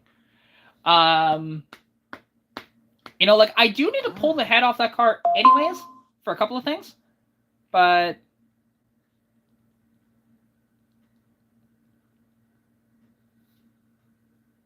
I mean, yeah, if you can show me a demo on that with welding that way, cool. And then, yeah, admittedly, I don't really have a lot of money to, like, try and pay you for it, but I can try and pay you with what I've got, which is not a lot, but we can figure out something. Hopefully. Plus, I mean, you would get a, out of that, you would also get, like, a bunch of free advertising to me. No, nobody makes a 2-barrel intake for these cars. Nobody. Because here's the thing. It's cast into the head, Kelly. There is no removing the intake without chopping it off entirely. Oh, you don't have any cast iron drums? Everything is cast steel? Well, even if you had, like, cast iron, like, weirdly, I've actually welded cast iron before, but that was in a very controlled setup when I was learning to weld in high school, and that was a badass Miller 220 welder that was a MIG that had all the gas in the world and was fucking wonderful. You could weld anything with that, but that's a lot different than a stick welder, so... Because it doesn't have to be the prettiest thing in the world, as long as it's functional, that's all I care about.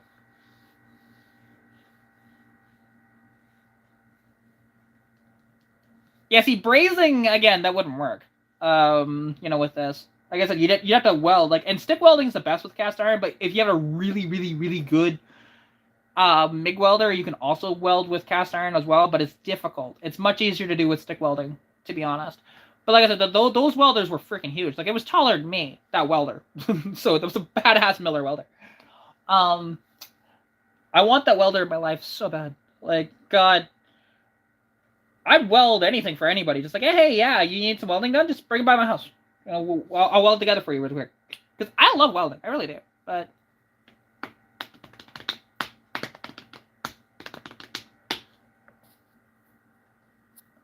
like, and the only intake that you can quote-unquote buy for one of these isn't what you think it is. So the only intake that's available for these is a half intake.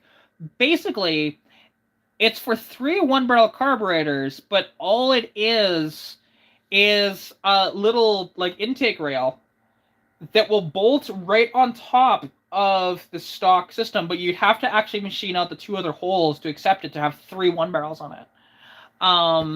Which would be a cool setup, admittedly, but no, I'm not doing that. I don't feel like running multiple carbs. It's already a pain in the ass to set on 1 carb.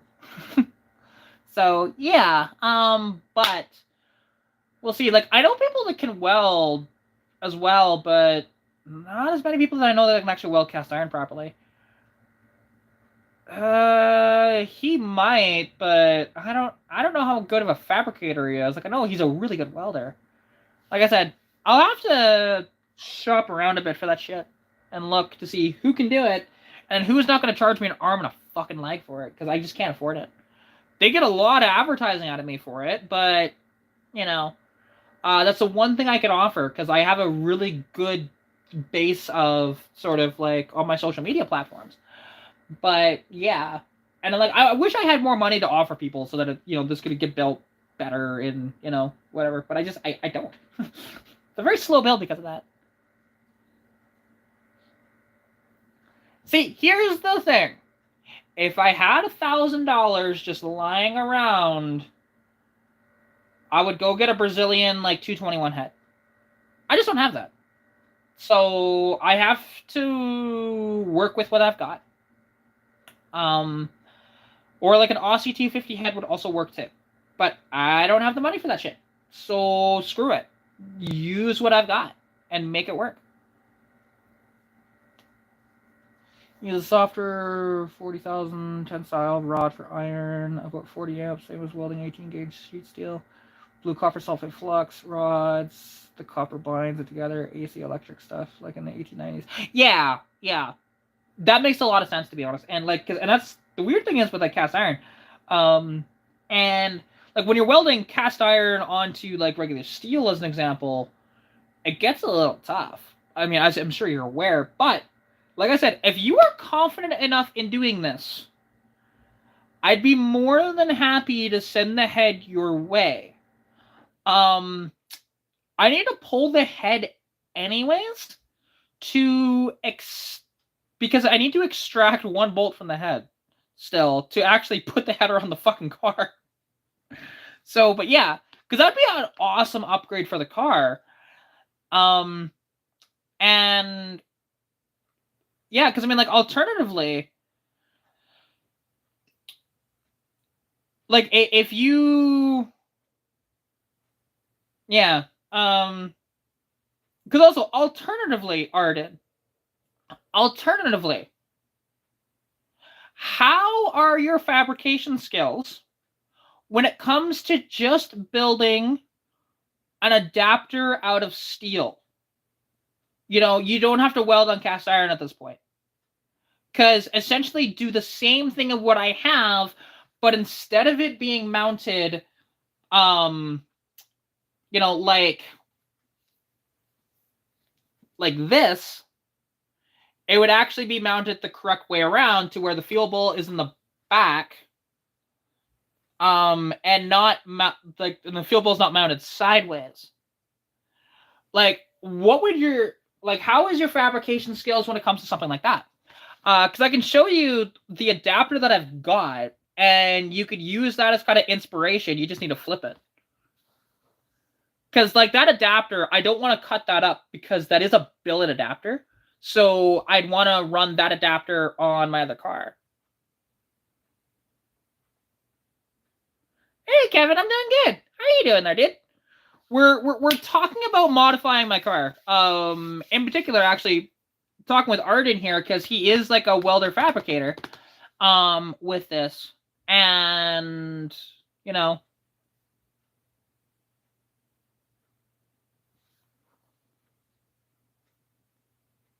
though if you're pulling it, just jack it and drill flange bolts.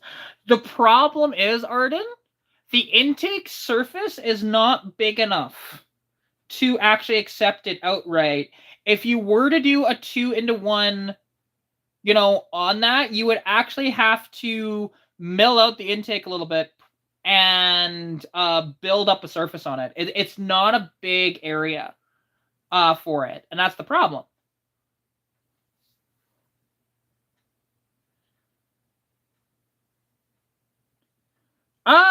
You should be able to remove the oil pan with it still in. It might be a pain in the ass, but you should be able to, because that should be a front sump system.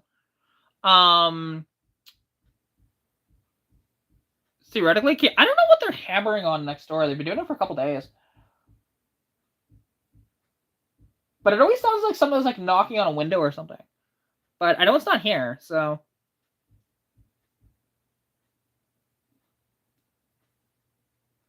Oh yeah, it would be, Kevin. But like I said, we're not really talking about doing injection right now. We're talking about just in the meantime of, because, well, here, actually, something I can do.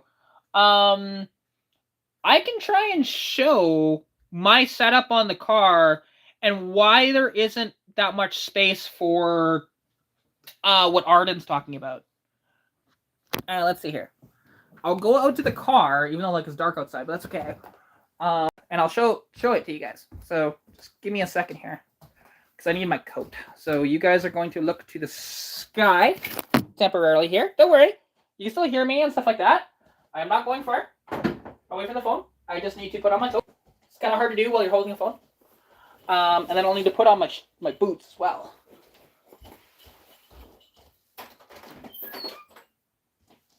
There we go.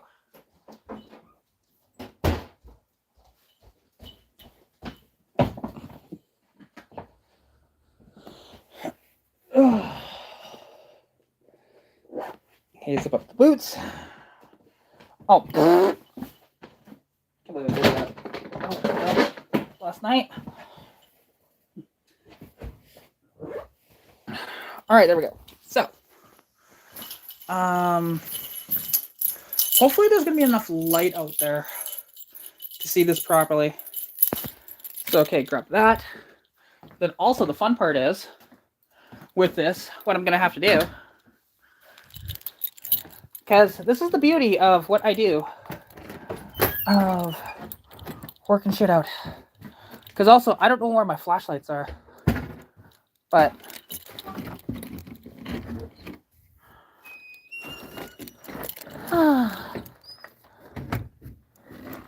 oh, that's what they're doing. Okay, they're like making a custom wall or something like that in the house there next door. All right, that makes sense. Okay, so like I said, there might not be enough light for this. I'll have to see. Will I be able to? Okay, do that. Okay, cool. I can turn on the light while I'm live. Let's go. Because I can't do that on TikTok, but I can do that. All right. Need that, and then I need to go to the trunk. Because I'll show y'all as to what I'm dealing with on these cars. I kind of just showed it on that car, but I wanted to show the off the adapter as well. So there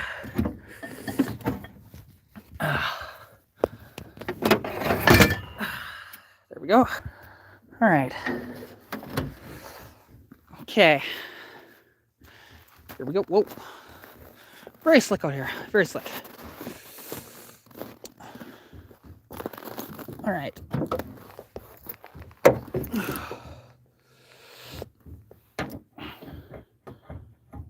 Hang on, I'm gonna have to put you down for a second.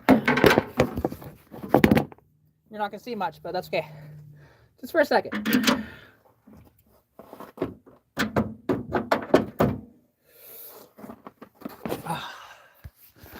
There we go. So, as you can see, the intake itself isn't very thick, and you can see the difference between the 1 barrel and the 2 barrel intake hole like that, right? And like I said, I have this billet adapter that's not very tall at all, but there's not a lot of room between this and the actual hood though, because you can see this is actually penetrated here, and there is a little bit of a dent in the hood from it, so it sits very tall. So as you can see, that's the one issue if you just want to but like I said, if you wanted to build a different adapter than this and just run it to where, instead of it being mounted sideways like this is, because I'll show you,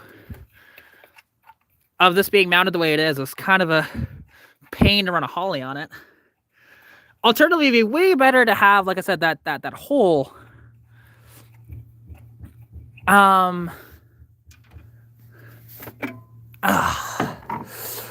So, as you can see, the fuel bowl is mounted sideways like this, right?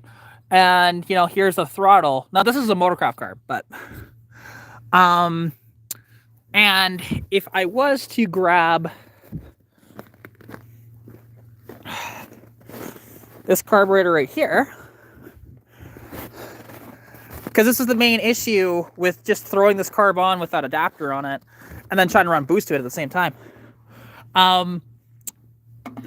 They don't like being sideways like this. They want to have their fuel bowl like that. So, I don't know. We'll have to see.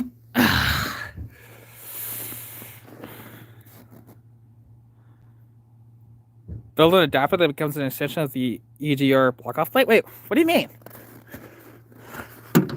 Why would you do that?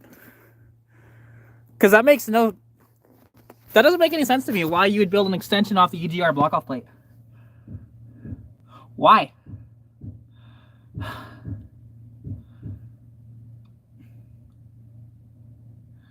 Like, I'm kind of confused at what you're talking about here. Of why you would do that. Because realistically, I mean, that's what you want to do. And yes, there's also like no bolts holding in my exhaust manifold, by the way. There's only like 2.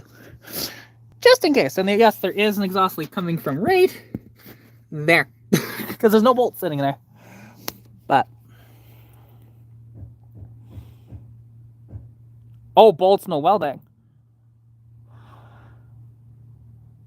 I mean, yeah, so here's the thing. Like I said, if you just want to do... That's what I was talking about. Like, just not off the EGR, though. If you just want to build another adapter plate that's like that bolts directly to the intake. Because here's the thing, there's two holes in the intake, you know, right about there and right about here. And you could, because that's where the original one barrel carb sat. If you wanted to build a adapter that it's just flipped, like I said, instead of it mounting sideways like this, that it's mounted the correct way, where the throttle itself is actually on this side and the fuel bowl is back here. That's all I'd want. That's all I'd want, to be honest. Because then I can actually run that Holly carb properly. Because I can't run the Holly with it mounted sideways. I just can't. It just does not work. Hollys hate being sideways. Motorcrafts don't give a shit. Because yeah, like this adapter, what I would do with this adapter is that it would just go on that car. And then I just run this Motorcraft on that car. And then I can actually grab, what's really nice is like, because everything else will have to be like custom made for like, you know, these or whatever else. But what's cool is that this stock, I'll have to get another, you know, one of these, but I could run it. Like I said, I can run everything off of here on that car, which that's kind of the idea. So I don't know, we shall see. And oh god, why is Jim calling me baby in the chat? That just no. You stop that. You stop that, sir. But yeah, that's kind of the idea that I had anyways. And like I said, if that is something that you could build, Arden, like I said, let me know. We could maybe set something up to where, and like I said, if you want to run it to the EGR, I suppose, I mean, it could, but I don't understand why you do that. Because you said like no welding. Well, it's not, like I said, there's already bolts holding on the intake. Like, or sorry, not holding on the intake, but holding the carb down to the intake itself, right? That's not, that billet piece isn't welded in. All right.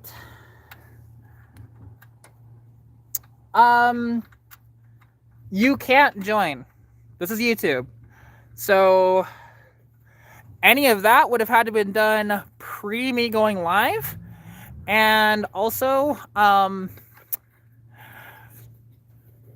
when it comes to that as well, it's very much a pain in the ass because you actually need to be eligible to go live on YouTube, which your account is nowhere near eligibility for the live anyways. So, all right. And make sure I've got all my keys. I just don't want, I want to make sure that I didn't leave anything in the car or anything like that. Is it, did I leave them in the trunk? Yes, I did. Okay, cool. That's fine. Okay. All right. Because no. Hey, Kelly, Vamp is a good friend of mine. He's like, don't try and like bash him for anything, because me and him go live on TikTok all the time together, so that's why he was asking. He's got a couple of Ford Fairmonts, actually. He's big into the Foxbodies as well, just like I am.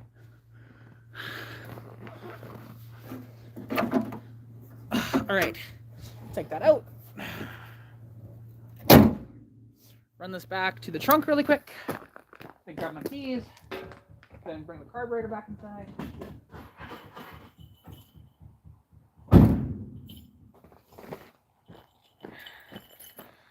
All right, there we go. I am back. All right, so yeah. So like I said, so that gives you the rough idea of what I really want. Like, it'd be nice to have the two barrel directly bolted, like, to the intake. That way, with making the hole potentially a little bigger and whatever else, like, and it's actually welded to the intake, but it doesn't have to be. You know, you don't have to do that custom fabrication that way. But like I said, if you could build me an adapter that's like that one, just flip the other way, that would be nice. It just means that whenever I pull, if I have to replace the my brain will work here. Come on. If I have to change out the valve cover gasket, it just means I have to pull the carburetor off, which is not a big deal.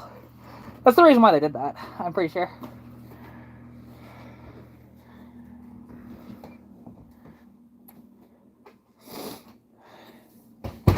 All right. There we go. All right, just put that holly right there. That'll work. Whew, then take off my coat.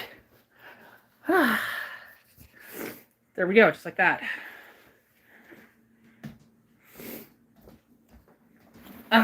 There we go. And just get rid of this idiot.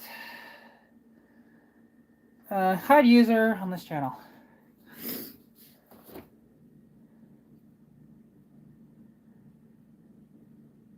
I mean, that could work.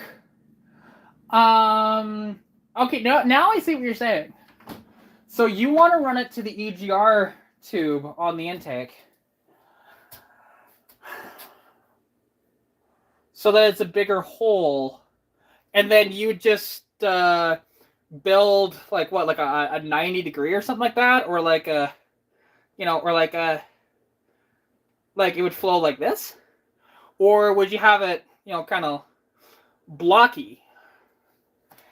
Because either, if you think it would work, I would definitely be interested. I'll definitely need to get another, like I said,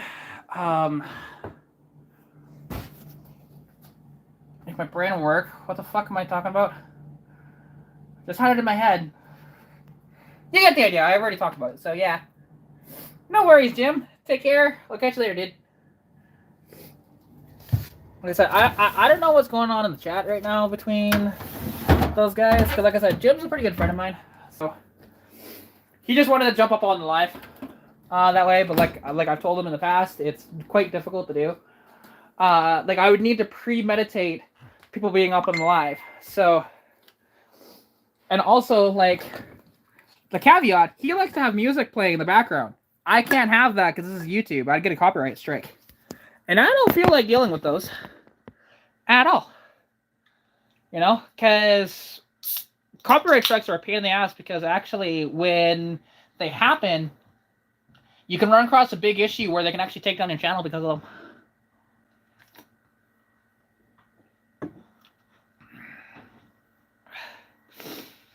Yeah, see. Like, and you know the interesting part about that? A block would bolt to the EGR, making the whole surface larger for a tube barrel to sit on top after grinding out the cavity. You could do it that way. Like I said, that could work, maybe. It'd be a weird setup, but you could. Like, and then the interesting part about that, so the carburetor, you know, goes underneath, and then there's this hole on top, which you just have to build like a block-off plate for the top instead of having an EGR block-off plate. It's very interesting, and it would help the issue that I have with height. And the fucked up part about that, and like I said, this would actually work,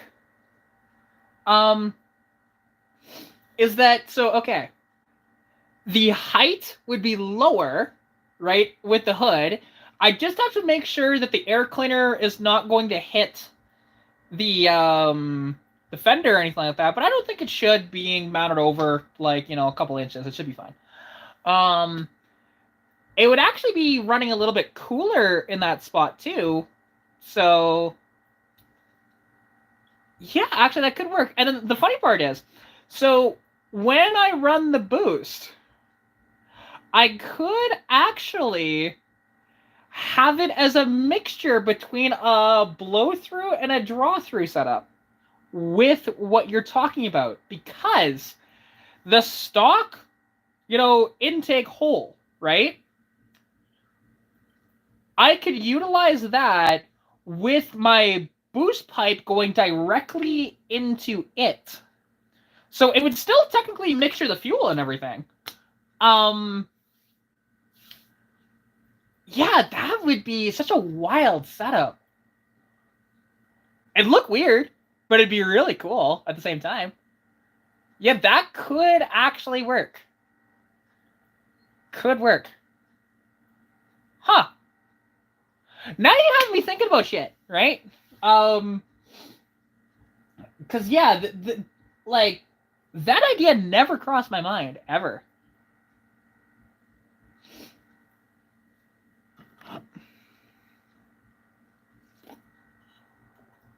Hey, Evan, how's it going? Nice to see you in chat. And yeah, God, we've been going for 2 hours. Fucking hey, let's go. Like this is the one thing I like about the YouTube lives is they are so much better than when I'm on TikTok. Because I have a way better community on here. I don't get that many trolls or anything. Like I said, I've had 1 troll in 2 hours. It's not bad, right? It's not bad at all. But yeah, okay. What when they're talking about, he's talking about the cavity that's on the intake itself. That's what he's talking about with the EGR hole and everything. Which admittedly, I think that hole is about the same size as what the 1-barrel carb is. So like theoretically, yeah, you could like take a grinder or like a die grinder or whatever else and get all that out so that it's actually the perfect size for that, and it would effectively work. It should, I would think. Like I said, should. Like I said, will it go live on TikTok later? I don't know. You know.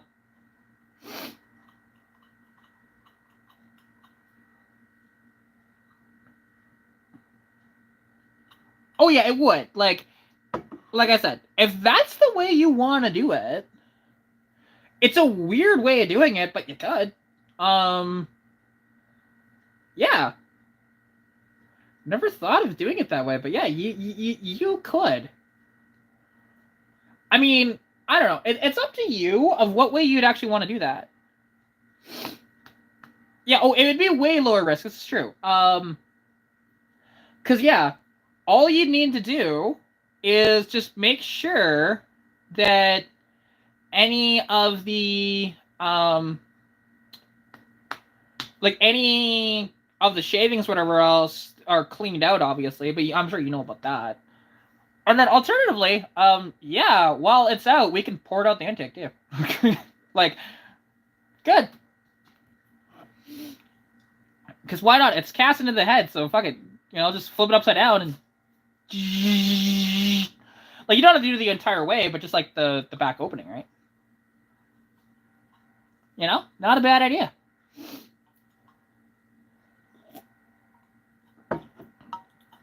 And then the only thing that I'd need to pick up... So I have a head gasket. I would want to pick up some head studs for it. I'll need a different... Like I said, I'll need to get a new throttle cable, which is not that big of a deal. I can get them from JB Power Center. And go from there. And then setting up the Holly 500 will be interesting. Because it's going to be too much CFM out of the box. But what's interesting is it's not going to negatively affect it that bad. Because I'm actually, weirdly, because I'm stock cam. So, effectively, the engine will only run as much CFM as it's going to. And any excess will just be filtered out the exhaust and stuff like that. And it's not really that big of a deal. Yeah, no, because that could work. That could work.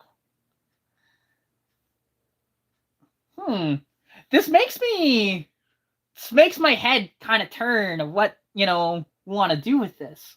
Because, yeah, that's going to be weird. It'll be very weird. Cool, but weird. Yeah.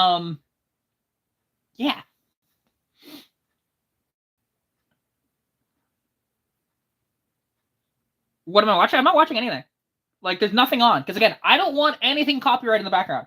Like, when you're looking away, that's just me looking away because I have ADD and my mind just does that. I'm much more focused when I'm on, like, TikTok that way because I have, like, music going whatever else, so I can, like, jam out to the tunes and everything. Here, it's just me. There's nothing going on that way when it comes to music or anything. Just music in my head. In your head. There's one kitty that's in the window right now. And then Saber, I think he's in the bedroom. So.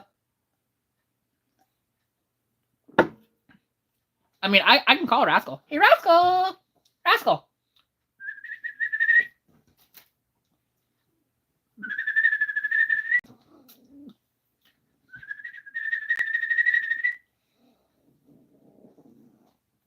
Hey, here's Katie.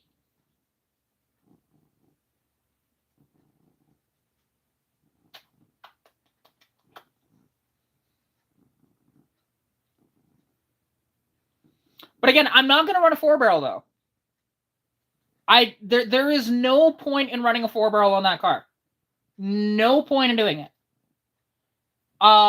It's just so much easier to run it with the 2-barrel. Because, yeah, like, it makes 0 sense to do the 4-barrel. And plus, I've already got the 500 CFM Holley 2-barrel. I already have that. Why would you do it that way? Like, because that Holley 500 CFM 2-barrel is a better carburetor than what your typical 4-barrel Holley even is. Like, that is a carb that's very popular in using for, like, dirt track racing and stuff like that. So, yeah, like, why would you want to do it that way? Makes no sense.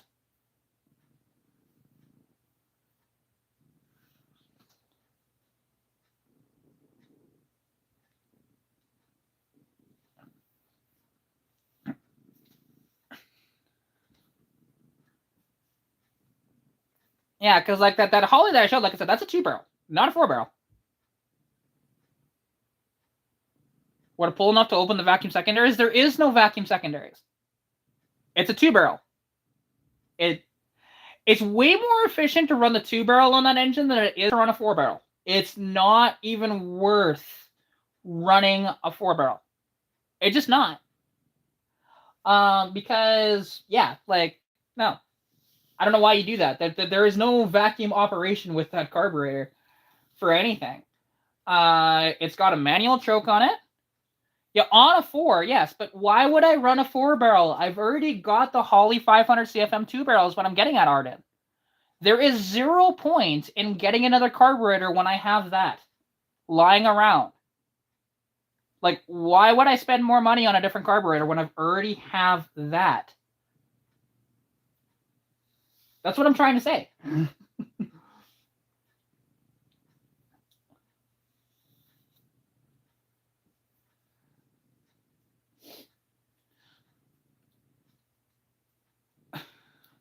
Because, like, there'd still be, like, obviously fabrication in mind with this, you know?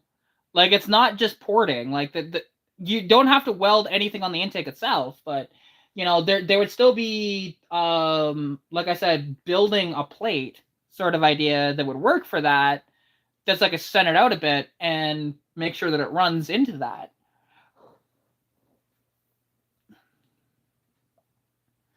Yeah, I mean, I admittedly, I haven't done much here on YouTube in a bit, and I'm sorry. I've been meaning to. It's just I haven't had any content to post for a bit. So now, though, I will. Like I said, hopefully tomorrow. Like, I'll have some videos that will be filmed, and I will post them to YouTube, like, right away. Or, well, at least one of them will be right away, and then wait a couple days, like a day or two, and then post another one, and then another one. Like, I'm wanting to film, hopefully, 3 videos this weekend. Maybe more. Maybe more. So, yeah. We shall see. We shall see. But yeah, like, because nobody runs 4-barrels on these 200s. Like, it's not a big engine to run that much. But that's why I like the 500 CFM 2-barrel. It makes the most sense to run it. It's not, You know, like, it's perfect for what I want to do.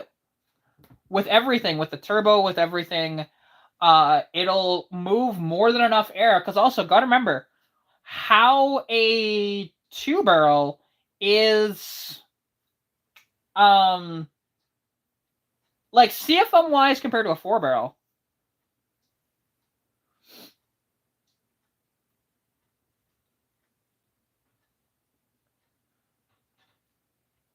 I've played to extend my carb flange off.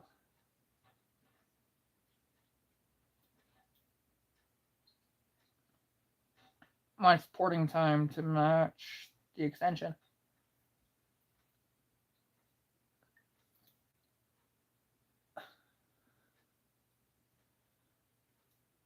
Yeah, okay. Like I said, I know it wouldn't be too bad to do, and because like I said, like, I could theoretically pull the head off the car, and then, because it makes it a lot easier to do all that shit with it out of the car than in the car. But, you know, we just got to be mindful of the space that it's going to need in there as well. But yeah, like, ugh, got pain. The movie is on hold because of winter conditions. So the cameras were acting up a lot. The roads that they wanted me to drive with the T-Bird were icy as hell. And overall, it's just waiting for the spring. That's all that's going on there. So.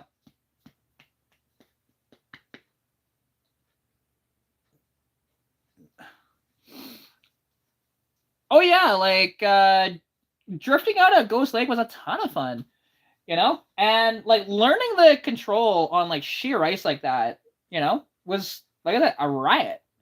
And I want to go back there as well. Like, I'd love to go back to Ghost Lake. Because what I want to do, I want to find a day. Like, the problem is, going out to Ghost Lake on a weekend, it's just not going to work if you want to have more of, like, more room to do what you want to do. But I've wanted to set up a day to where, like, maybe it's like a Friday or something, to go out to Ghost Lake with, you know, like, invite, like, give an open invite to all of my fans on TikTok, on YouTube, and everything, to come out to the lake, and we'll just have a grand old time, you know, drifting out on the lake, and, you know, maybe bring on, like, a barbecue or something, and barbecue up some food and stuff, and just enjoy yourselves, right? Like, it's an idea I've had.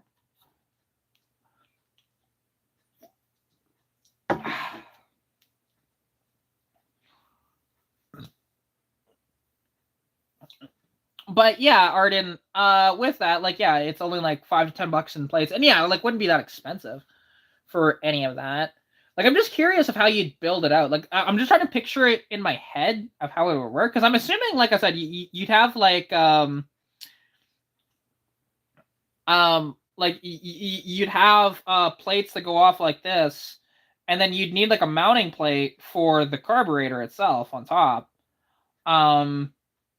And do it that way. Because like I said, because I have a feeling, like, I don't know if you're mounting it at, you know, a 90 like this, or if you're doing it at a bit of like a 45 or so that the fuel will just go down like that. I don't know what your plan is, but figure that out, I suppose.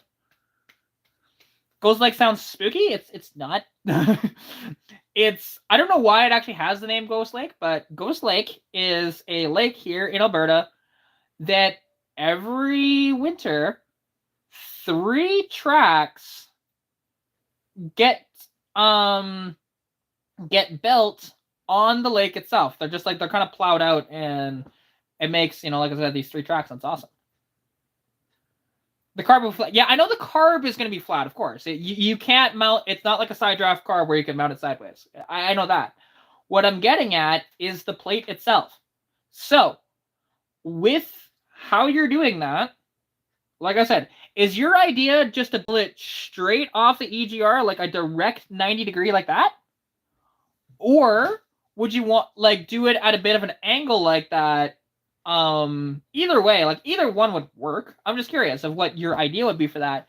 And then alternatively, I don't know if you'd want to build like a plate that like bolts right up to where the stock one is, like the stock mounting place as well, just so that you get that extra rigidity that way with the entire setup. So it has 4 bolts holding it down or actually it would have, it would have 6 bolts holding it down rather than 4. It's up to you, really, what you'd want to do. Because it's way closer. Not the same, though. Like, Kelly, you should get out to Ghost Lake. It's a riot out there. It's great.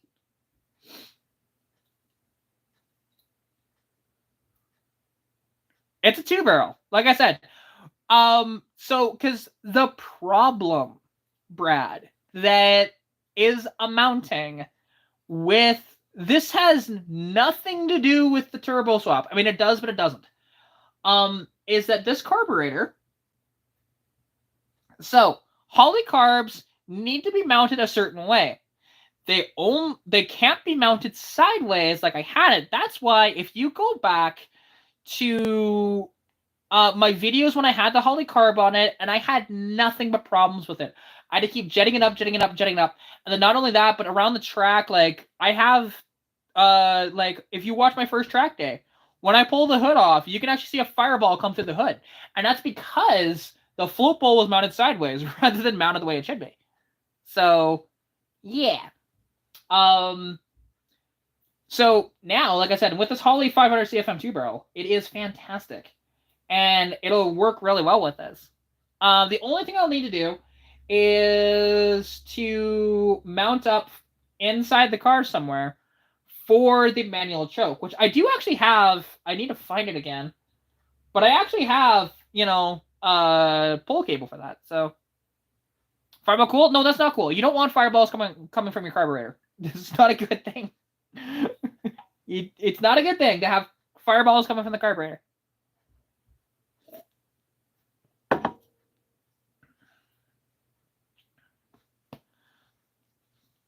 But yeah, so that's what we've been kind of discussing that way.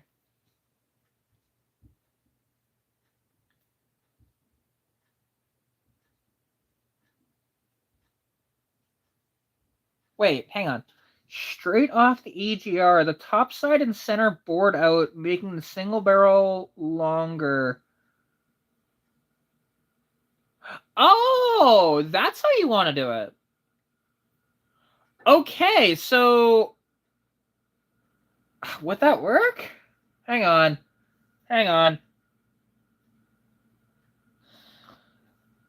If I'm picturing that right in my head,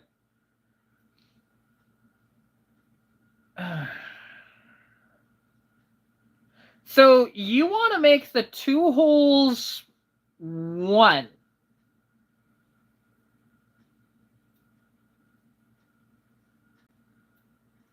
Like, is that what's going on here? Like, so, but the problem is,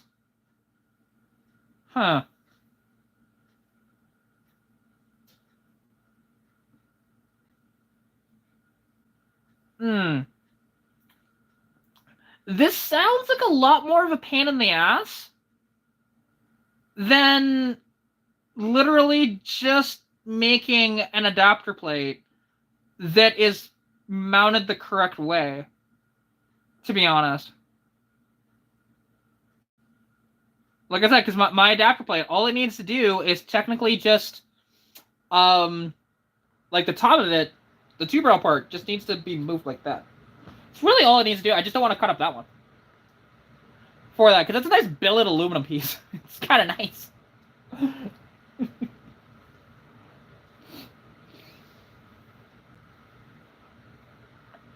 That's why I'm like, because now I'm confused with this. Because like what you're talking about is quite involved.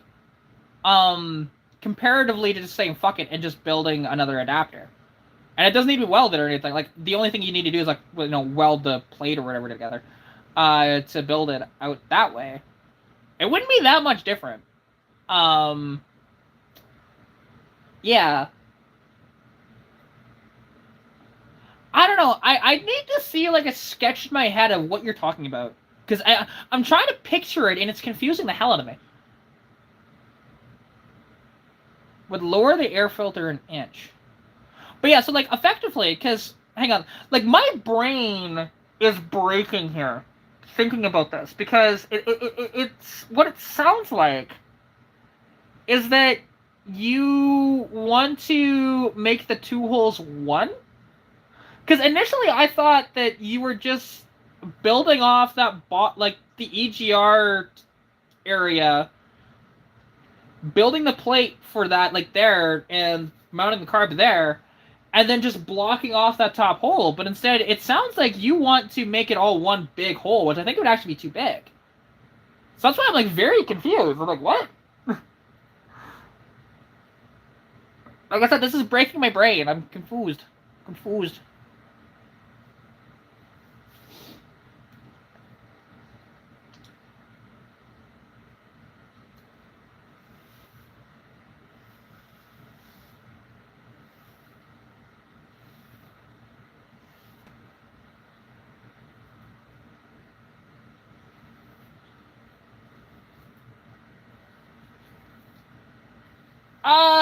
It wouldn't be the best, because here's the problem with wood for an adapter, Brad. You're dealing with gasoline and fire. Wood's not good when dealing with gasoline and fire. And lots of heat. That is a no-no. I would not do that. Like, at all. Because, yeah, no. Because you're dealing with, like I said, heat from an intake, which bear in mind, intakes run very, very, very hot, right? And then you have gasoline that's soaking the wood, which all that's going to do is just break down that wood over time. Making it out of metal makes so much more sense. So much more sense.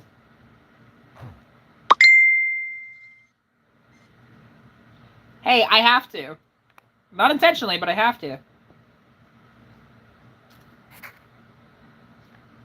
I'll have to watch that later. Sorry, Brad. It's one of those things. Like, it sounds good in concept, but in reality, it's not a good idea. So, unfortunately. Unfortunately. But, yeah, I mean... because I was at Arden, can you... like, send me a sketch through, like, Facebook or Instagram or even my email so I can try and figure out the exact setup of what you're talking about with this. Discord? Discord works. Yeah, if you can send it to me directly on Discord so I can get a better idea of what you're thinking on this. Of just, like, a sketch or whatever.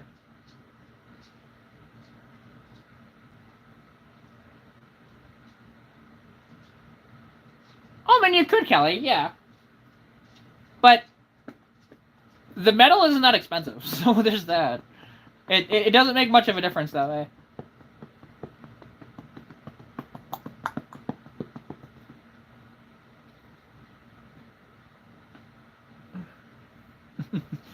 Yeah, no, because I like I said, because how he made that sound, it sounds like he wants to make a giant fucking hole. Which, like... Okay. Yeah, because, okay, it would need to be mounted like that. Okay. Which would go like that. It would lower the carburetor a little bit. Then move over. Okay, and that's the interesting part, because actually the carburetor would run cooler over there, too. Which would actually make it run better. So, it's a little interesting.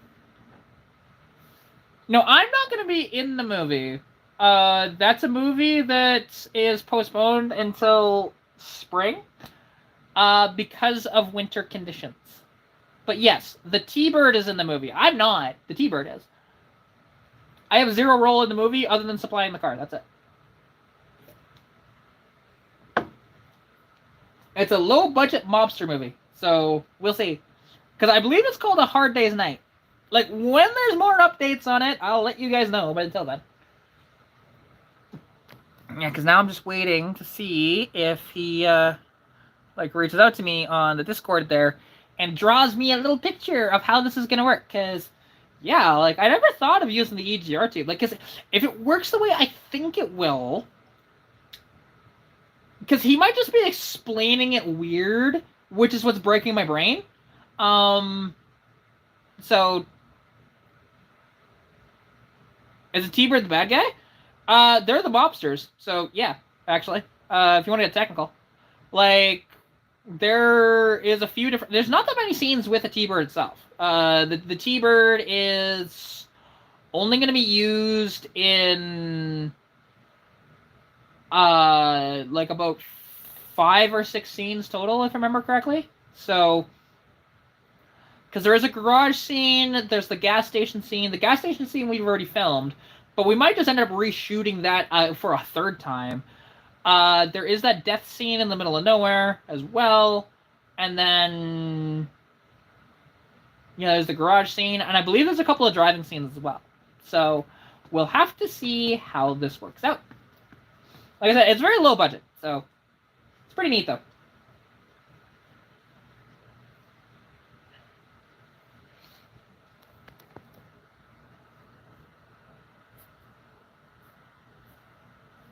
Yeah. Like I said, well, again, it's nowhere near being out yet. And there's not even, like, if you look at anything online, all it's going to show is the shots that I've already shared, along with the short clips that I also shared. Not the best of Windows Paint. It's okay. That's okay. Did you send it? Because I didn't get a notification from you, so.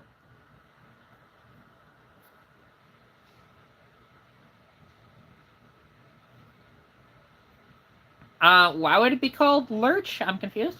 Why?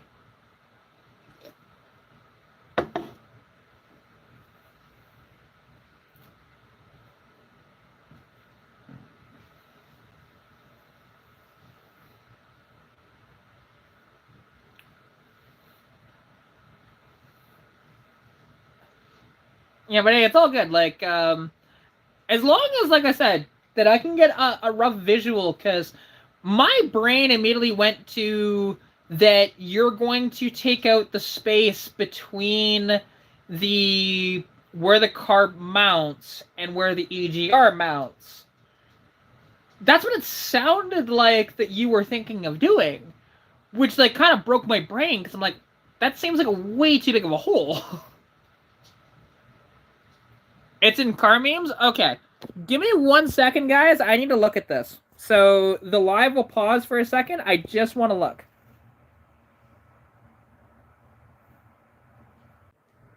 Okay. Okay, so it's not what you kind of mentioned before. It is exactly what I was thinking more so, which is fine. That makes a lot more sense. So yeah, it's still going to be bolted just with like 2 holes sort of thing. Just kind of like what my adapter is, but instead of being mounted up top, it's being mounted kind of sideways, but the carburetor itself will be mounted the proper way. And it's just going to lower, it down by about 1 inch for the air cleaner itself, height-wise. Yeah, okay, that's all right. Because like I said, when you first, like I said, Arden, when you first explained it to me, what I thought you were saying was that that you were going to eliminate the space between where the carburetor bolts in now, right up top, and the EGR, and you were just going to like Dremel or something like that all of that space away and make that your mounting surface, which was fucking me up so hard. Like, build it out a bit, but like have it convoluted as fuck like that. That's why I was confused. Might have to drill new carb studs at the most. I mean, that's fine.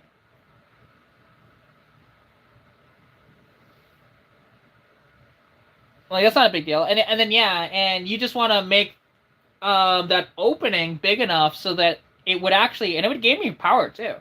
Like, oddly enough, I've never seen anybody do it this way. But to be fair, a lot of these inline six guys don't have the EGR plates. Like, they don't have EGRs, period. So, because I don't know when they actually brought the EGR to the 209.6, but yeah. So yeah, no, that's not too bad. Like, this could be done within a day. Very easily, in fact, done in a day. So yeah, no, okay. Because, like, effectively, like I said, I could drive the car to your place that you want to do this at, and then we can take the... I would just need to make sure I have a throttle cable. And then bolt the carburetor on that way. Could work. This could work very well. And then the one thing is, worst case scenario, that 500, I can't get it set up right, and I just go back to the Motorcraft. You know? Because it has the same mounting holes, so it's not a big deal. I can move them either or.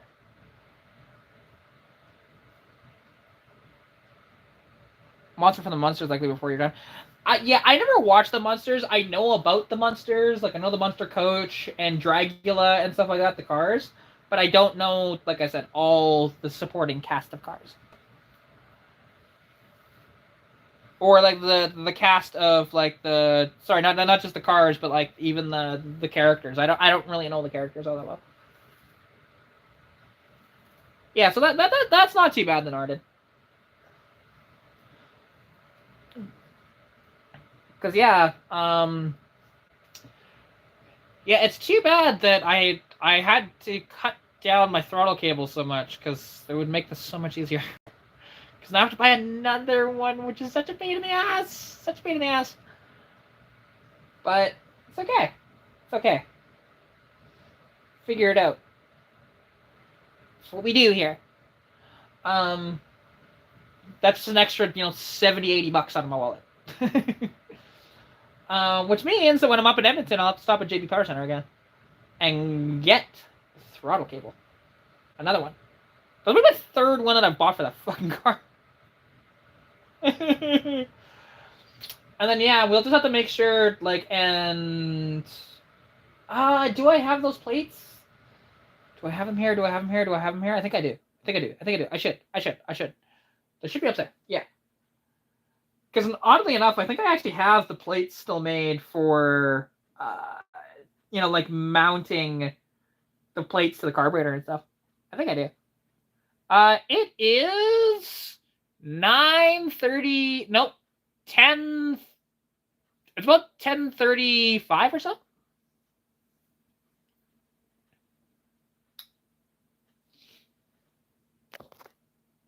Yeah, it's 10:36. There you go. Yeah, okay. So no, this could work. I'm in Alberta, Canada. Alberta. Yeah. Yeah, cool. Okay, cool. All right. This is convoluted, but cool.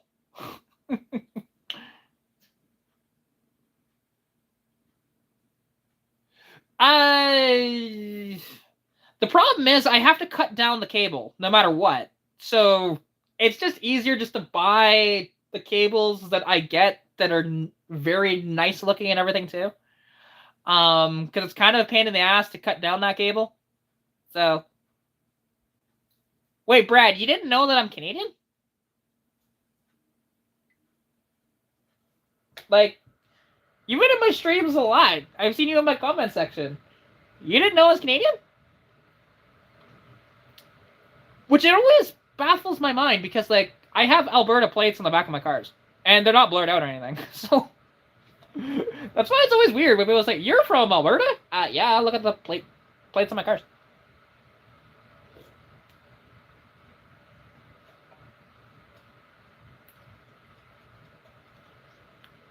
And the carb would fit on at least 2 studs on the extension flange. Wait, 2 studs in the extension flange? Why wouldn't you do all 4? Hang on, that's confusing me now. Huh? You want to have all 4 studs.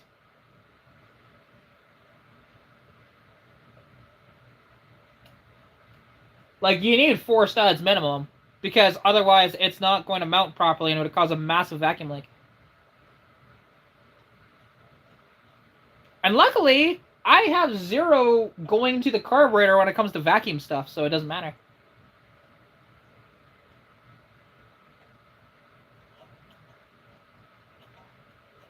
Drill the last 2 studs during install. Wait, what? I am so confused now again. Drill and tap. So wait, you want to make the holes that the carburetor is bigger? Like, when it comes to where the studs go in? Why? That makes no sense to do. Why would you do that?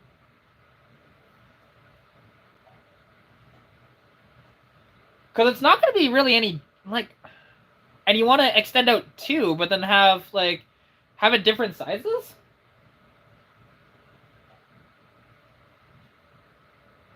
I'm confuzzled again, guys. Arden keeps confusing me.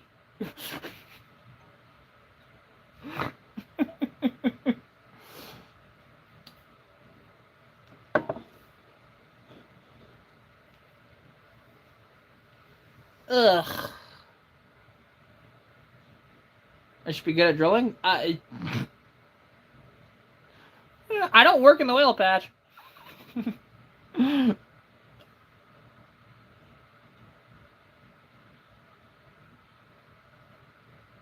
2 studs and the OEM manifold. Oh, that's what you mean. The plate itself is only held in with 2 bolts. Yeah. Not the studs of the carburetor. The studs or the bolts that the plate mounts to. I don't know why you'd have to drill and tap those. You should be able to make that work. Even if it's not absolutely perfect to the size of that. Well, like, cause the thing is, the plate that's gonna bolt down to, right? Because like it's gonna be like a flange that goes off of it, and then there's gonna be a plate that bolts onto, right? That's like a direct 90 off the intake. Yeah, why would you do that? Because again, it should be absolutely fine, I would think. And those bolts are pretty fucking thick. So even if it's not a direct comparison, like as an example, that area, because let's be honest, that area is not going to be big enough for the holes on that. I can already tell you that right off the bat. It's still going to be a little bit smaller, and that's okay. That is okay. It's going to be bigger, and it's going to add power. Oddly enough, this will add about 10 horsepower, so there's that.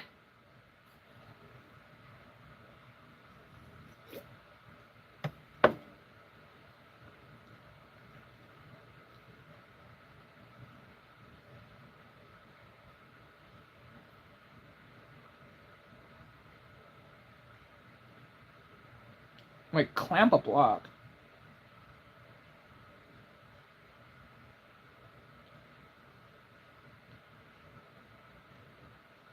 Yeah, because I mean, well, I mean, obviously you don't have measurements off the bat, but you saw approximately how big that area was for that EGR plate, right? And I mean, the EGR hole itself is actually pretty small, so it'll take longer to actually, port that out for the EGR area than it is to actually like fab everything up for the mounting plate itself. It'll still take like probably a few hours at the very least, but okay, interesting. Okay.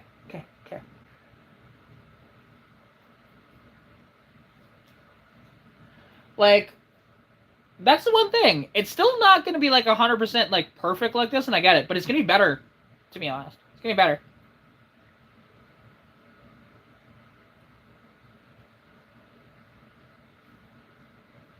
Mustangs should stick to what they're good at, doing burnouts at the trailer park? Huh? How's that a joke? Because, yeah. Huh? I'm confused by that. Also, fun fact, I've never done burnouts in the trailer park. I can confirm that. I've never done that. I know, but it's a joke that confuses the fuck out of me.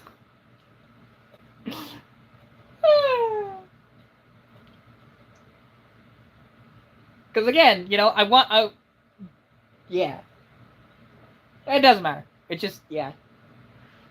My brain no worky. Because even with what Arden is trying to figure out with this, like, because that's the one thing, like, I'll actually confirm with my buddy Shane, because he's actually, like, an engineer about this.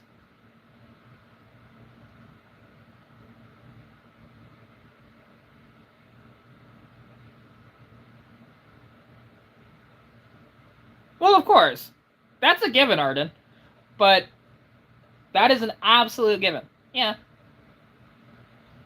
Which is fine. Like, worst case scenario, we have to build a gasket. Which, we can build, like, I mean, right now, one of the gaskets that's on the carb right now is actually cardboard. But it works because I did not have the proper 1-barrel gasket at the time. So I said, fuck it, and just did that. And it's been like that for a few months, actually. It's been fine. But yeah, I mean, and especially with the boost, though, we want to make sure that those gaskets are better than that. But that's not a big deal. Like, when there's actually the turbo and everything mounted to it, it'll be much different. So, like, it'll still have that, obviously, system that way. And now, and here's the question, Arden, because you were talking about that. How far out would you actually build that plate? Like, how far over would the carb actually sit from where it is now? Obviously, it's going to be lower, but, like, there is a decent amount of space there. There's about this much space. The only thing that's a little concerning is that if there is a fuel leak, it's going to leak right onto the exhaust manifold. But it already kind of does that anyways if there's a fuel leak, so it's just worse because it's, it's not pooling on the intake. It's actually going to go right to the exhaust manifold. But beyond that... No, Brad. No. When you have a turbo setup, you don't want to do that. But something you can do with a turbo setup is not a beer box. Beer can could work. If you use sealant in between a couple and clamp them down, that actually could work. It's a redneck, but it would work. Not ideal, though. Definitely not. Yeah, no, like I said, when it comes to gaskets, when you have a turbo, you don't want to do that. You don't want... Because the pressures itself would just blow that out. Like, you'd want actually something that is thicker, like I said, like a steel, or even like a rubber that's, because hell, even like rubber from like hockey pucks could work, but then the problem is they're not big enough. So there's that. There's that. But something like that. Again, that could all work.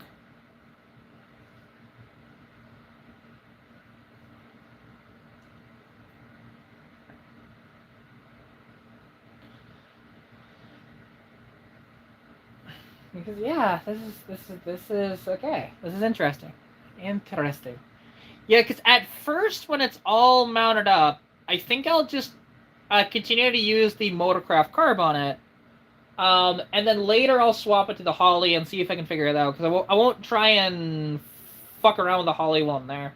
Because also I still need to rebuild that carb and stuff like that, and I just don't want to do that right now. With money being the way it is.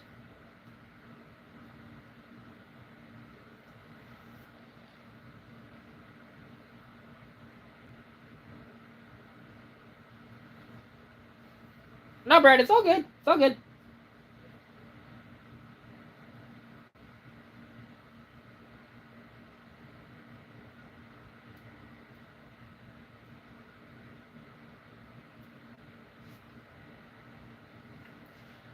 Only match the carb bolt flange pattern and second one barrel. Well, yeah, like, I know why you want to use the EGR space, because the holes are further apart that way than they are up top. Because all that needs to happen, Arden, it's not too bad. Like, obviously, this piece of metal will be welded together, just not welded to the intake itself. It'll be removable from the intake. So, yeah, because you're going to make, like, a mounting piece that'll line up with the bolts potentially on there, or maybe you make it a little bit bigger. But it'll essentially work similarly to how the one barrel mounts. Anyways, with just 2 holes. Then you build that plate out, and then you build a plate where that 2-barrel bolts directly to that with the 4 studs on it, because you can't run that with just 2 studs on the carburetor. You'd have to use 4 that way.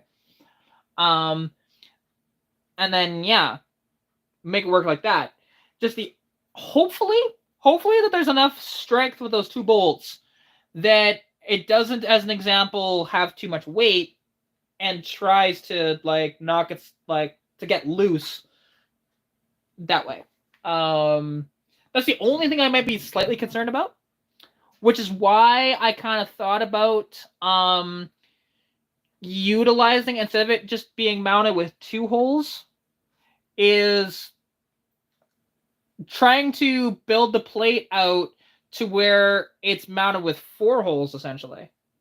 To where if you build the plate and then it kind of, so as an example, what I'm thinking about, because we're gonna have to build a block off plate anyways for the top, so this could work for this.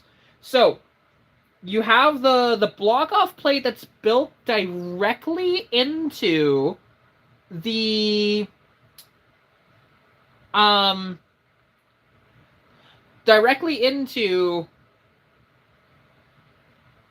where it bolts up top, right? Where the carburetor stock bolts in. Have the 2 holes like that, build that in. Then put it at a 90, and then we have it's welded into that area. Like, not welded to the intake, but you know what I mean. And then have the 2 bolts holding it in like that, so that you have holding power from up top and holding power from here. It shouldn't get loose, but yeah.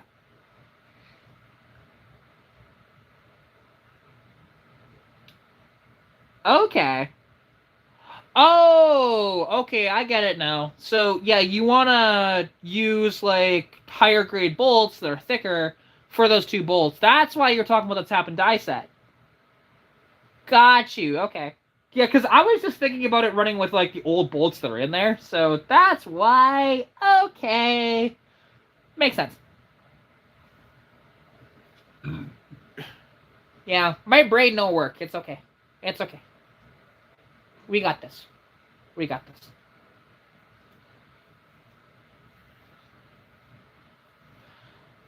Alright. Well, this is going to be interesting, with this. And, yeah, because I'll just have to see, because, like, yeah, theoretically, like, I could just drive Stitch there, and we could do it right there, like, because here's the thing, actually, Arden, would you want the head removed or kept on the car for this? Because either or I'm fine with, but it's easier if I could just drive it there, we could just work on it right there without taking the head off, but like I said, I can take the head off.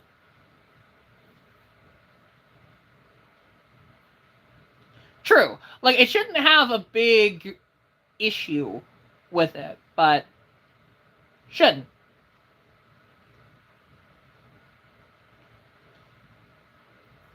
Yeah, I mean, I'd have to take one of those bolts out and kind of show you what it is, but when do I plan to do this project? It depends on what Arden's schedule would look like.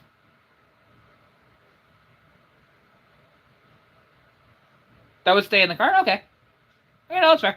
Because, like, what I would do is just drive out to Arden's shop or whatever, and then with the car, and then we'll just work on it there. Like, I can, you know, while he's thinking about stuff, I can start disassembling and jazz. So that's not a big deal. Okay, we can get this to work. Cool. Because, yeah, like, This should be able to be built within just like a few hours anyways. So it's not imperative that way.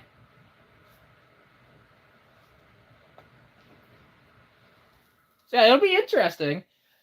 And then there'll be a lot of people that look at my setup and go, the fuck? I'll be like, it works. It gained power because that's the one thing that I've got is that I can show data with how much power it makes because, hi, I help run a dyno. Then other people will look at it and go, huh, the fuck?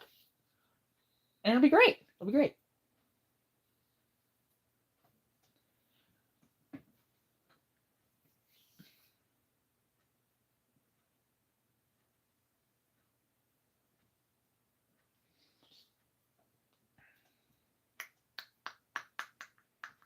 And that's the one thing, because while he's like building that, like I can get the get the throttle cable, you know, installed and stuff like that. So yeah, no, this is cool. Cause so we have a plan. We have a plan. Okay, well, it should work. It should work. It's cool beans, honestly. I like this idea, and it's weird and quirky, which is right up my alley. Because nobody else is gonna have a setup quite like this, which is cool. Just hopefully there's not a reason why people don't do this. Do I do bodywork? A little bit. I've done a little bit of bodywork here and there. Why?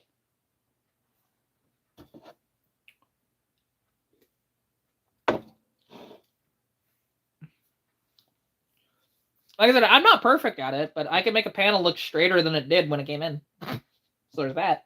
Which is, you know, like with Hail Mary, I am going to be trying to knock out some of the hail dents, or at least make them lessened. So hammer and dolly, and just get it so it looks a little bit better. And then there's the one big dent in the roof, which that just might have to stay there. Because where it is, I'd have to like use which I do have a slide hammer, but I'd have to like grind out the metal and then slide hammer it out, which I don't really want to do. So we'll see. Hey, Apex Productions, I'm doing good. How are you doing? You know, we are talking about you know, projects and shit like that, and some interesting stuff down the pipeline with my car. So, am I good at welding? I'm a decent welder. I wouldn't say I'm amazing at it, but pretty good. Oh yeah, they definitely would. Which is why that we'd want to make sure that those are good.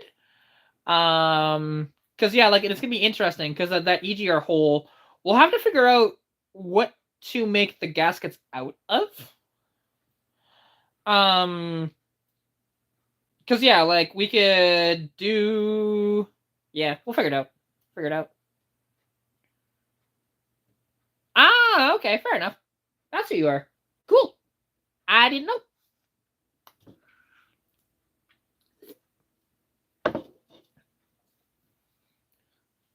Yeah, but how's it going there, Jackson? Yeah, it would make a downward leak directly onto headers. So that'd be a really good fire starter. But yeah, admittedly, it's a little more unsafe than what's currently on the car, but that's okay. It's how we do. It's how we work.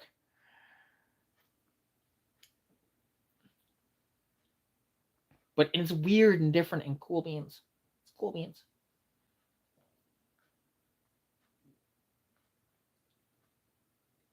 Excellent. I'm glad to hear it. All right. Oh, okay. Okay. A lot to kind of think about that way. All right. All right. No, I mean, this should work. And then, like I said, we'll just have to figure out, like, what to make those gasket material out of. Because here's the thing. Any of the... For the stuff like the 2-barrel, I can just use, like, stock gaskets with spacers and everything. That's fine. But with that, That's a custom gasket, 100%. You can't just go buy a gasket like that. So, yeah, I did. I took wood shop for a lot of years. I did a small mechanics course, and I did take welding in high school. That's about it, though.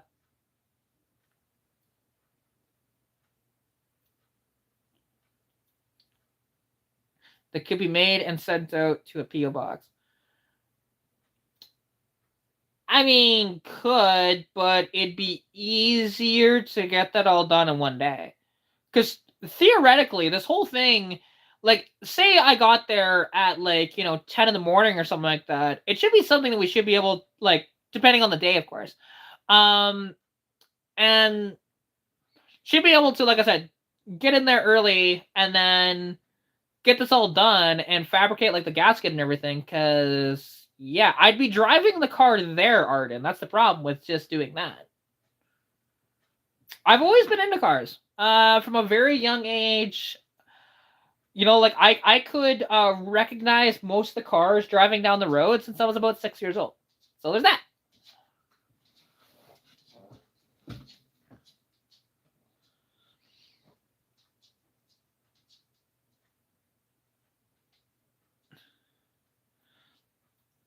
But yeah, I mean, like, this would be an all-day affair that way, but yeah.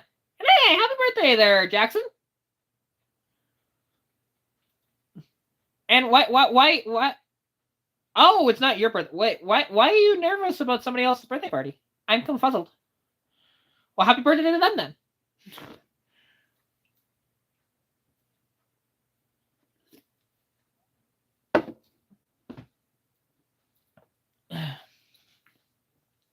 Okay, cool. Cool.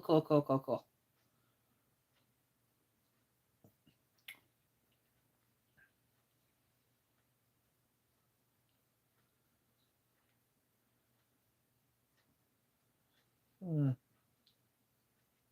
right.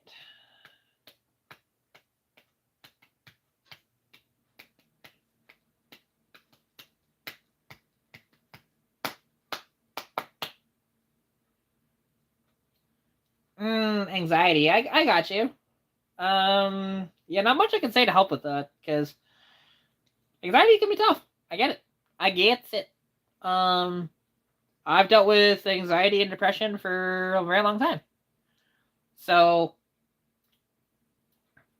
and like the stuff that works for me is with like breathing exercises and stuff like that to try and calm my nerves and everything, but it can be tough.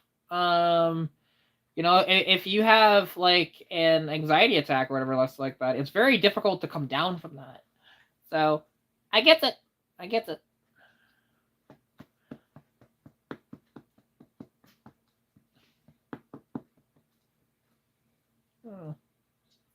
Yeah, okay. Oh, God, I'm getting really tired. And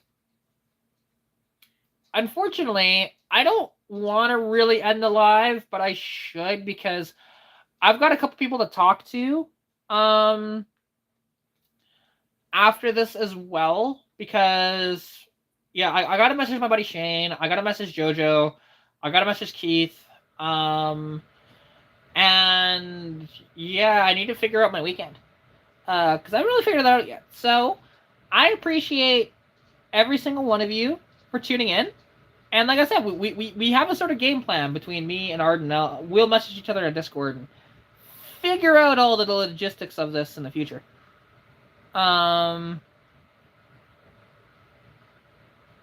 Get flange management to 90% of the prefab kit would be done. Okay, cool. Yeah, hey.